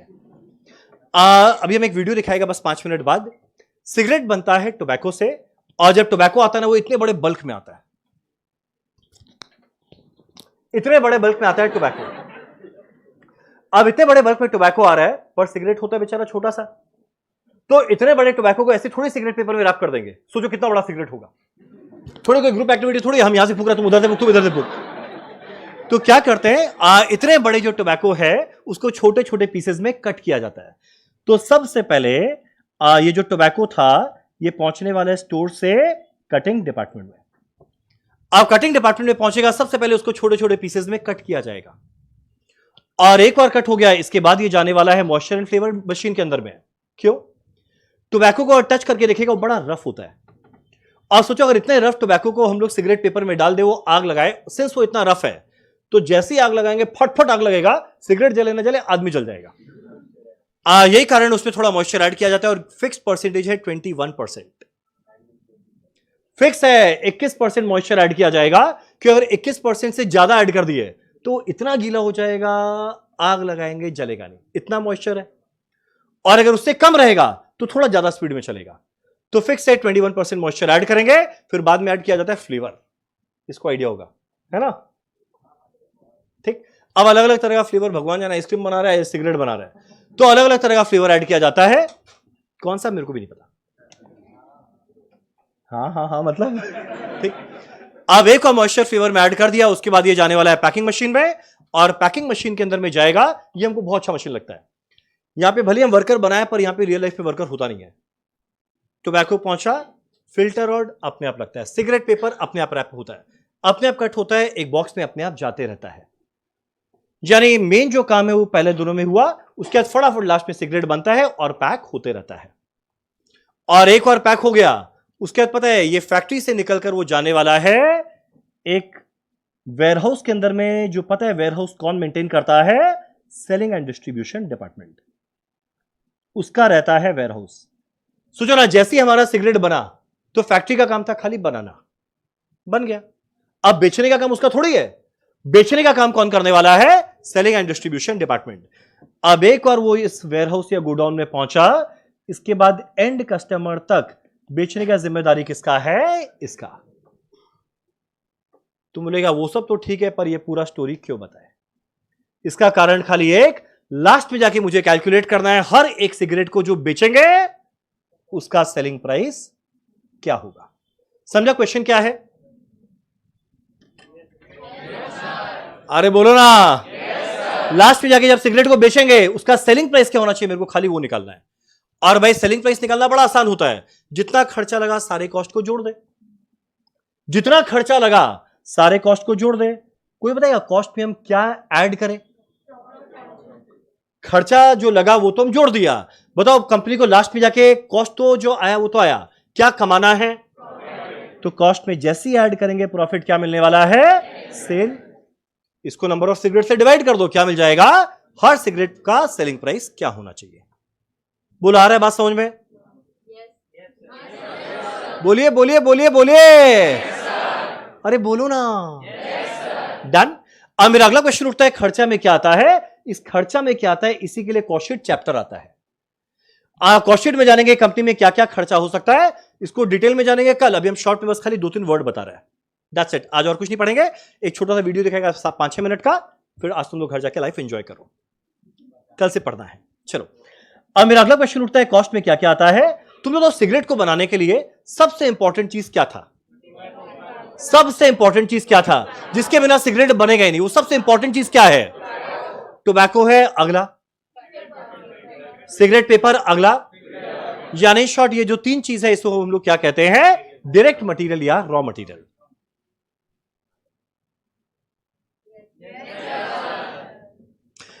मेरा सबसे इंपॉर्टेंट चीज क्या है? डायरेक्ट मटेरियल या फिर रॉ मटेरियल। डायरेक्ट मटेरियल का मतलब वो मटेरियल जो डायरेक्टली फिनिश गुड्स को बनाने में लगे। जैसे ही सिगरेट को देखा, देख के समझ में आना तीन चीज से बना है, डायरेक्ट मटेरियल। ठीक, एक बार बॉटल दो ना। अब जैसे ये बॉटल देखा, देखते समझ में आएगा ये क्या चीज से बना हुआ है। आप बताना क्या चीज से बना हुआ है? एक सेकेंड। स्टील है, ऊपर में क्या है? प्लास्टिक। तो जैसे ही देखा, देख के समझ में आना क्या चीज से बना हुआ है? ये क्या है? Direct material. Steel, plastic, direct material. अगले काम करो, जरा कैलकुलेटर को देखो। क्या लगता है कैलकुलेटर क्या चीज से बना हुआ है? पहला है प्लास्टिक, और बोलो क्या है? एक ग्लास है, और क्या है? सोलर पैनल है, और क्या है? अंदर में बहुत सारा वायर होगा, और क्या है? बैटरी है, और क्या है? Nuts and bolts. वाओ। और क्या है? मदरबोर्ड, जिससे कैलकुलेशन हो रहा है। तो यह जो चीज से बना है, ये मेरा सारा का सारा क्या है? Direct material. जरा प्रोजेक्टर स्क्रीन को देखो, ये क्लोथ, ये एक आयरन रॉड। तो जैसे ये देखे समझ में आना क्या चीज से बना हुआ है? ये क्या है? Direct material. जरा एक काम करो, फैन को देखो। सब ऐसे पलट के देखा, लाइफ में पहली बार देख रहे हैं। आप बताओ फैन क्या चीज से बना हुआ है? मेटल, और क्या है? कॉपर। अच्छा, अंदर में वायर है, और मोटर है, और आयरन रॉड है। तो जो चीज से बना है वो क्या है? Direct material. जाने भैया जो सबसे इंपॉर्टेंट चीज है जिसके बिना कोई चीज बन ही नहीं सकता, वो क्या है? रॉ मटेरियल या डायरेक्ट मटेरियल। ठीक, अब अगला बताओ, सिगरेट को बनाने के लिए कौन सा डिपार्टमेंट का आदमी सबसे ज्यादा जरूरी है? बताओ ये पांचों डिपार्टमेंट में सबसे ज्यादा इंपॉर्टेंट इंसान कौन है? जो अगर नहीं आएगा तो सिगरेट नहीं बनेगा। बोलो कौन सा डिपार्टमेंट? प्रोडक्शन। सोचो ना, स्टोर्स वाला अगर मान लो नहीं आया कोई दिन, घबराने का क्या है? ये लोग जाएगा, मटेरियल उठा के ले आएगा। इंजीनियरिंग का काम तभी पड़ता है जब कभी मशीन खराब हो, नॉर्मली तो उसका काम है नहीं। और फाइनेंस, एचआर दोनों कहीं चले जाए कोई फर्क नहीं पड़ता। पर अगर मान लो हमारा प्रोडक्शन डिपार्टमेंट वाला सब चला गया, प्रोडक्शन बंद हो जाएगा। यानी अगला जो सेकंड सबसे इंपॉर्टेंट खर्चा है वो क्या है? ऐसे वर्कर का वेजेस। कलयुग है, कोई भी वर्कर फोकट में कुछ नहीं करता, पहले पैसा दो तो करेगा। और वर्कर को जो पैसा मिलने वाला है उसे क्या कहते हैं? वेजेस। पता है प्रोडक्शन डिपार्टमेंट का आदमी लोग का जो वेजेस है उसे हम लोग कहते हैं डायरेक्ट वेजेस। तो पहला डायरेक्ट मटेरियल या रॉ मटेरियल, तुम लोग गिन के 5-6 नाम याद रखोगे। पहला नाम क्या था? Direct material, raw material. Second आने वाला है डायरेक्ट वेजेस। बताओ कौन से डिपार्टमेंट के वर्कर का वेजेस? प्रोडक्शन। इसके बाद एक और होता है डायरेक्ट एक्सपेंस। ये क्या होता है आज नहीं बताएंगे, कल भी नहीं बताएंगे, परसों बताएंगे। बस वर्ड है डायरेक्ट एक्सपेंस, एक होता है। पहला दिन पूरा थोड़ी क्वेश्चन जान लेगा। जैसे ही तीनों को मिलाएंगे, मिलाकर होता है प्राइम कॉस्ट। ये वर्ड प्राइम तुम लोग का ना सुना हुआ है। बताओ प्राइम वर्ड कहां कहां सुना है? नहीं, प्राइम नंबर वो सब नहीं। प्राइम का नॉर्मल मतलब क्या होता है? Prime minister. और कहां सुना है? Amazon prime. प्राइम मिनिस्टर नहीं, प्राइम मिनिस्टर ठीक था, ठीक। Amazon prime. कोई बता दो प्राइम का मतलब क्या? मेन, जो सबसे इंपॉर्टेंट है या सबसे एसेंशियल है। तो या सिगरेट को बनाने के लिए सबसे इंपॉर्टेंट है मटेरियल, और अगला वो आदमी लोग जो इसको बनाने वाला है। तो यही कारण है तीनों खर्चा को ऐड करते क्या बनता है? Prime cost. अब प्राइम कॉस्ट के अलावा बाकी फैक्ट्री में भी खर्चा तो लगा ही होगा। सोचो ना, ये फैक्ट्री का रेंट, फैक्ट्री का पावर, फैक्ट्री के अंदर में और बाकी जो भी खर्चा लगा, वो सारा खर्चा जो और बाकी लगा, जैसे हम लोग जैसे लोगों का सैलरी, एचआर का सैलरी, इंजीनियर, ये लोग का सैलरी, ये लोग सब इंपॉर्टेंट है पर मोस्ट इंपॉर्टेंट नहीं है। तो बाकी जो खर्चा है, पता है ये सब को हम लोग बोलते हैं फैक्ट्री का बाकी एक्सपेंस। हम टेक्निकल वर्ड यूज नहीं कर रहे हैं ओवरहेड, हम बोल रहे हैं फैक्ट्री एक्सपेंस। अब मेरा अगला खर्चा और कहां लगेगा? हेड ऑफिस के अंदर में। अब मेरा जो हेड ऑफिस वाला खर्चा है, पता उसे हम लोग क्या कहते हैं? Office and administration expense. बताओ एक छूट गया, बोलो क्या? Selling and distribution. पता है इसके खर्चा को ले लो, इसको क्या कहते हैं? Selling and distribution expense. मिला क्या है? टोटल कॉस्ट प्रॉफिट जोड़ते ही सेल। एक बेसिक बताया, ठीक। अब एक काम करना, सबका चेहरा ऊपर, बस एक फाइनली जो जितना बताया हम पूछ रहा है, फिर तुम लोगों में एक वीडियो दिखाते हैं 5 मिनट का। डन। आए काम करना, कोई पेज पलटेगा नहीं, आंसर देना। इतना कुछ जाने। अब जरा देखिए इस बीच में तुम लोग कॉस्ट अकाउंटिंग का डेफिनेशन तो नहीं भूल गया। सबसे पहले बताना कॉस्ट अकाउंटिंग डैश देखे, it denotes the method of accounting which deals with principles, methods and technique used by for decision making. अगला बताना ऑब्जेक्टिव ऑफ कॉस्ट अकाउंटिंग के कुल मिलाकर 4। पहला product wise sale, product wise sale मिला, cost मिला, जैसे ही प्रॉफिट मिला कौन तैयार, क्या लेने के लिए, कितना लेगा, 2 या 3। पहला लॉस मेकिंग को क्या करे या क्या करे, कंटिन्यू या डिसकंटिन्यू। प्रॉफिट मेकिंग एक रेशियो निकाल, जिसका रेशियो ज्यादा है उसके सेल को बढ़ाओ ताकि प्रॉफिट बढ़ेगा। तीसरा क्या था, cost control and cost reduction comma if possible. Done है यहां तक। अब हम एक्सपेक्ट तो नहीं करते, पर मन में एक छोटी सी आशा है कि शायद कोई बता दे। अभी हम ये जो बताया ना गिन के 6 लाइन, जरा देखे तुम लोग बता पाएगा क्या। बताओ एक प्रोडक्ट को बनाने में सबसे इंपॉर्टेंट पहला खर्चा क्या, डायरेक्ट मटेरियल या फिर रॉ मटेरियल। सेकंड वाला खर्चा क्या, डायरेक्ट वेजेस। बताओ डायरेक्ट वेजेस कौन से डिपार्टमेंट के वर्कर का वेजेस, प्रोडक्शन।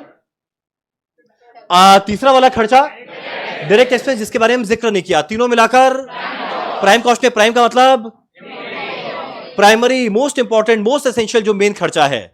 उसके बाद बाकी जो फैक्ट्री में खर्चा लगा, फैक्ट्री एक्सपेंस। अगला हेड ऑफिस में जो खर्चा लगा, ऑफिस एंड एडमिनिस्ट्रेशन एक्सपेंस। अगला सेलिंग एंड डिस्ट्रीब्यूशन में लगा, सेलिंग एंड डिस्ट्रीब्यूशन एक्सपेंस। मिला के टोटल कॉस्ट एट प्रॉफिट क्या आएगा, सेल। बोलो क्लियर है यहां तक। डन। अब एक छोटा सा फटाफट वीडियो दिखाते हैं, 1 मिनट रुक जाओ। चलो एक काम करें, सबसे पहले हम लोग देखते हैं एक बार ये वाला वीडियो।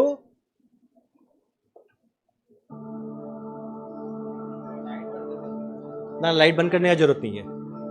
चलो ये हमारा सिगरेट फैक्ट्री। ये देखो जो बताया था ना, सबसे पहले कटिंग मशीन में आता है बड़ा सारा टोबैको। तो ये क्या है, बड़ा सारा टोबैको। अब सबसे पहले इस टोबैको को हम लोग फर्स्ट कटिंग मशीन में डाल के कट करते हैं। ध्यान देना, ये आदमी जो ये काम कर रहा है प्रोडक्शन डिपार्टमेंट का आदमी है। और याद है प्रोडक्शन डिपार्टमेंट के वर्कर का वेजेस को क्या कहते थे, यानी ऐसे आदमी को जो वेजेस दिया जा रहा है ये क्या है, डायरेक्ट वेजेस। ये छोटा छोटा बाद में बहुत कंफ्यूजन होता है। तो ये जो हरकत कर रहा है, हरकत नहीं सॉरी, ये जो काम कर रहा है ऐसा आदमी को बोलेंगे डायरेक्ट वेजेस।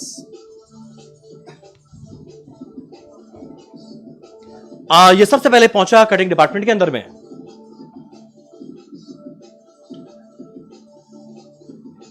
थोड़ा सा आगे बढ़ा दूं, नहीं मतलब क्या करना है। अब देखो यहां पे मॉइस्चर ऐड हो रहा है, ये जो ऐड हो रहा है ना, ये मॉइस्चर ऐड हुए जा रहा है। तो पहला कटिंग हो गया, अगला डिपार्टमेंट में गया जहां पे मॉइस्चर को ऐड किया जा रहा है।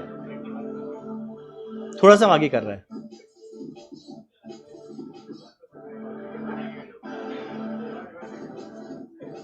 और बीच में कहीं फ्लेवर ऐड हो गया, वो हो गया कहीं पे, ठीक है। हम सीधा लेकर चलता तुम लोगों को लास्ट वाले डिपार्टमेंट में जो है पैकिंग वाला।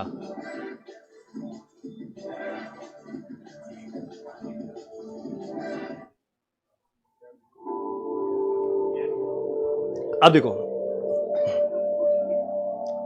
Smoking is injurious to health, smoking causes cancer, सारा डिस्क्लेमर चले जा रहा है।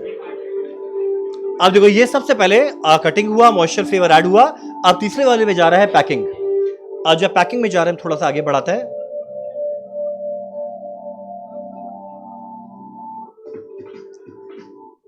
हाँ, ये जो व्हाइट वाला है ये हमारा सिगरेट पेपर।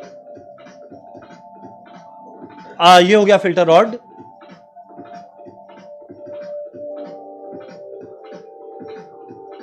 थोड़ा सा आगे बढ़ा रहा हूं।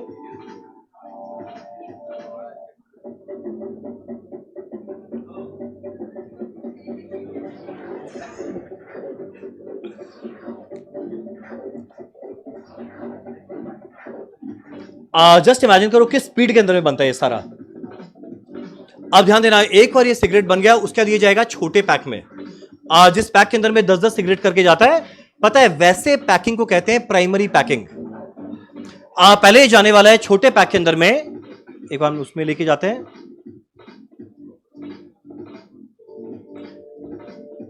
सबसे पहले जाएगा, हाँ ये देखो, जो छोटा छोटा पैक है इसमें जो जा रहा है ये है प्राइमरी पैकिंग। वर्ड ध्यान देना, प्राइमरी पैकिंग है, फर्स्ट लेवल ऑफ पैकिंग। अब बाद में जितना छोटा छोटा बॉक्स है बाद में इवेंचुअली एक बड़े कार्टन में चला जाएगा ताकि आराम से हम लोग डिस्ट्रीब्यूट कर पाए। पता है वैसे बड़े पैकिंग को क्या बोलने वाले हैं? Secondary packing. तो पहला है प्राइमरी, ये सब है प्राइमरी पैकिंग, पहला पैकिंग। एक और पहला पैक हो गया, इसके बाद ये जाएगा, कहां गया भाई तुम, जल्दी जा, वो बड़ा कार्टन कहां गया? हाँ ये रहा, ये सारा प्राइमरी पैकिंग। अब जैसे ये बड़े कार्टन में गया इसका नाम क्या बनेगा? Secondary packing. कल कॉस्ट शीट के फॉर्मेट में आएगा primary packing, secondary packing. Primary मतलब जो पहला वाला पैकिंग है ताकि गुड्स का क्वालिटी खराब ना हो, सेकेंडरी ताकि इतने सारे गुड्स को आराम से डिस्ट्रीब्यूट कर पाए, उसके लिए करते हैं सेकेंडरी पैकिंग। ठीक, अब तुम लोगों ने लास्ट में बस एक छोटा सा वीडियो और दिखाते हैं, बस खत्म करते हैं। मेरा favourite car Tata nano, my favourite car. अब इसके अंदर में बहुत सारा चीज बताएगा, आराम से सुनते हुए चलना। कितनी देर का वीडियो है? 3 मिनट का ही है बस। ये हमारा गुजरात का फैक्ट्री जिसके अंदर में टाटा नैनो बना करता था। ये सारा प्रोडक्ट जिस चीज से मेरा ये कार बनने वाला है, सारा का सारा कंपोनेंट, सारा मटेरियल जिससे ये कार बनने वाला है, वो सारे कंपोनेंट को कहेंगे डायरेक्ट मटेरियल या फिर रॉ मटेरियल। जस्ट इमेजिन करो कार के अंदर में कितना सारा डायरेक्ट मटेरियल रहेगा। दुनिया भर का पार्ट को एक साथ असेंबल करते हैं तब बनता है वो कार। तो सारा का सारा कंपोनेंट या मटेरियल रहेगा डायरेक्ट मटेरियल या फिर रॉ मटेरियल। एक सेकंड, मेरा आवाज जा रहा है ना? कुछ आवाज नहीं आ रहा मेरा?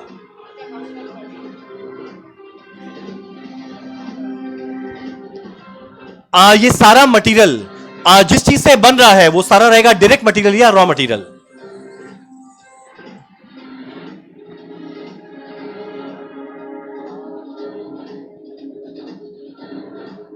अब ये सारे वर्कर जो प्रोडक्शन के अंदर में इन्वॉल्व है, कोई भी काम करे, असेंबल करे या पेंट करे या कुछ भी करे, ये सारे वर्कर प्रोडक्शन का काम कर रहे हैं। ऐसे सारे वर्कर को वेजेस मिलेगा। और याद है ऐसे वेजेस को क्या कहेंगे? Direct wages. और हमारे फैक्ट्री के अंदर में कार जब बनता है बहुत सारे रोबोट्स मिलकर बनाते हैं। अब ये ना मटेरियल है ना वेजेस है, पर फैक्ट्री का खर्चा तो है, तो उसका सारा खर्चा फैक्ट्री एक्सपेंस में जाएगा। यानी मटेरियल और डायरेक्ट वेजेस के अलावा बाकी जो भी फैक्ट्री में खर्चा लगा वो मेरा फैक्ट्री एक्सपेंस में जाएगा। ये सारा डायरेक्ट वेजेस। तो डायरेक्ट वेजेस एक फैक्ट्री के लिए बहुत बड़ा खर्चा है। वो तो हम खाली 2-2 आदमी बनाया, पर जस्ट इमेजिन करो कितने वर्कर रहेंगे। सारा वेजेस आने वाला है डायरेक्ट वेजेस में।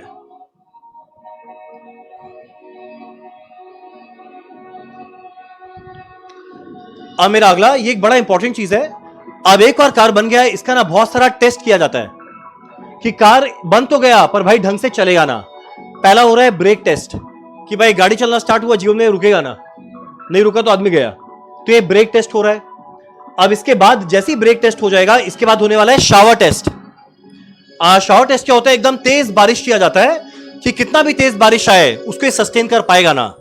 तो बहुत स्पीड में पानी गिराया जाता है कि उसको सस्टेन कर पा रहा है ना। अब एक बार शावर टेस्ट हो गया, उसके बाद होता है ट्रैक टेस्ट। उनके फैक्ट्री में इंडिया में जितना तरह का रोड है उन्होंने अपने फैक्ट्री में बनाया है, हर तरह का रोड, ताकि हर तरह के रोड में चल पा रहा है नहीं, उसका टेस्टिंग हो रहा है। ब्रेक को टेस्ट करना, शावर टेस्ट करना या ट्रैक को टेस्ट करने के लिए लगता है खर्चा। ऑब्जेक्टिव क्या है? क्वालिटी को चेक करना। इसको कहते हैं क्वालिटी कंट्रोल कॉस्ट। कल कॉस्ट शीट पढ़ेंगे ना, उसमें आएगा क्वालिटी कंट्रोल कॉस्ट। खाली बनाने से काम नहीं चलेगा, क्वालिटी को भी चेक करना है। तो ये सारा का सारा खर्चा हो रहा है क्वालिटी को चेक करने के लिए। कहां जाएगा? क्वालिटी कंट्रोल कॉस्ट में। चलो डन, चलो डन, चलो डन, चलो डन। बस आज हम लोग यहीं तक पढ़ेंगे। कल हम लोग मिलेंगे ठीक कल हम लोग मिलेंगे ठीक 11 बजे। चलो done. Thank you so much, thank you so much, thank you so much.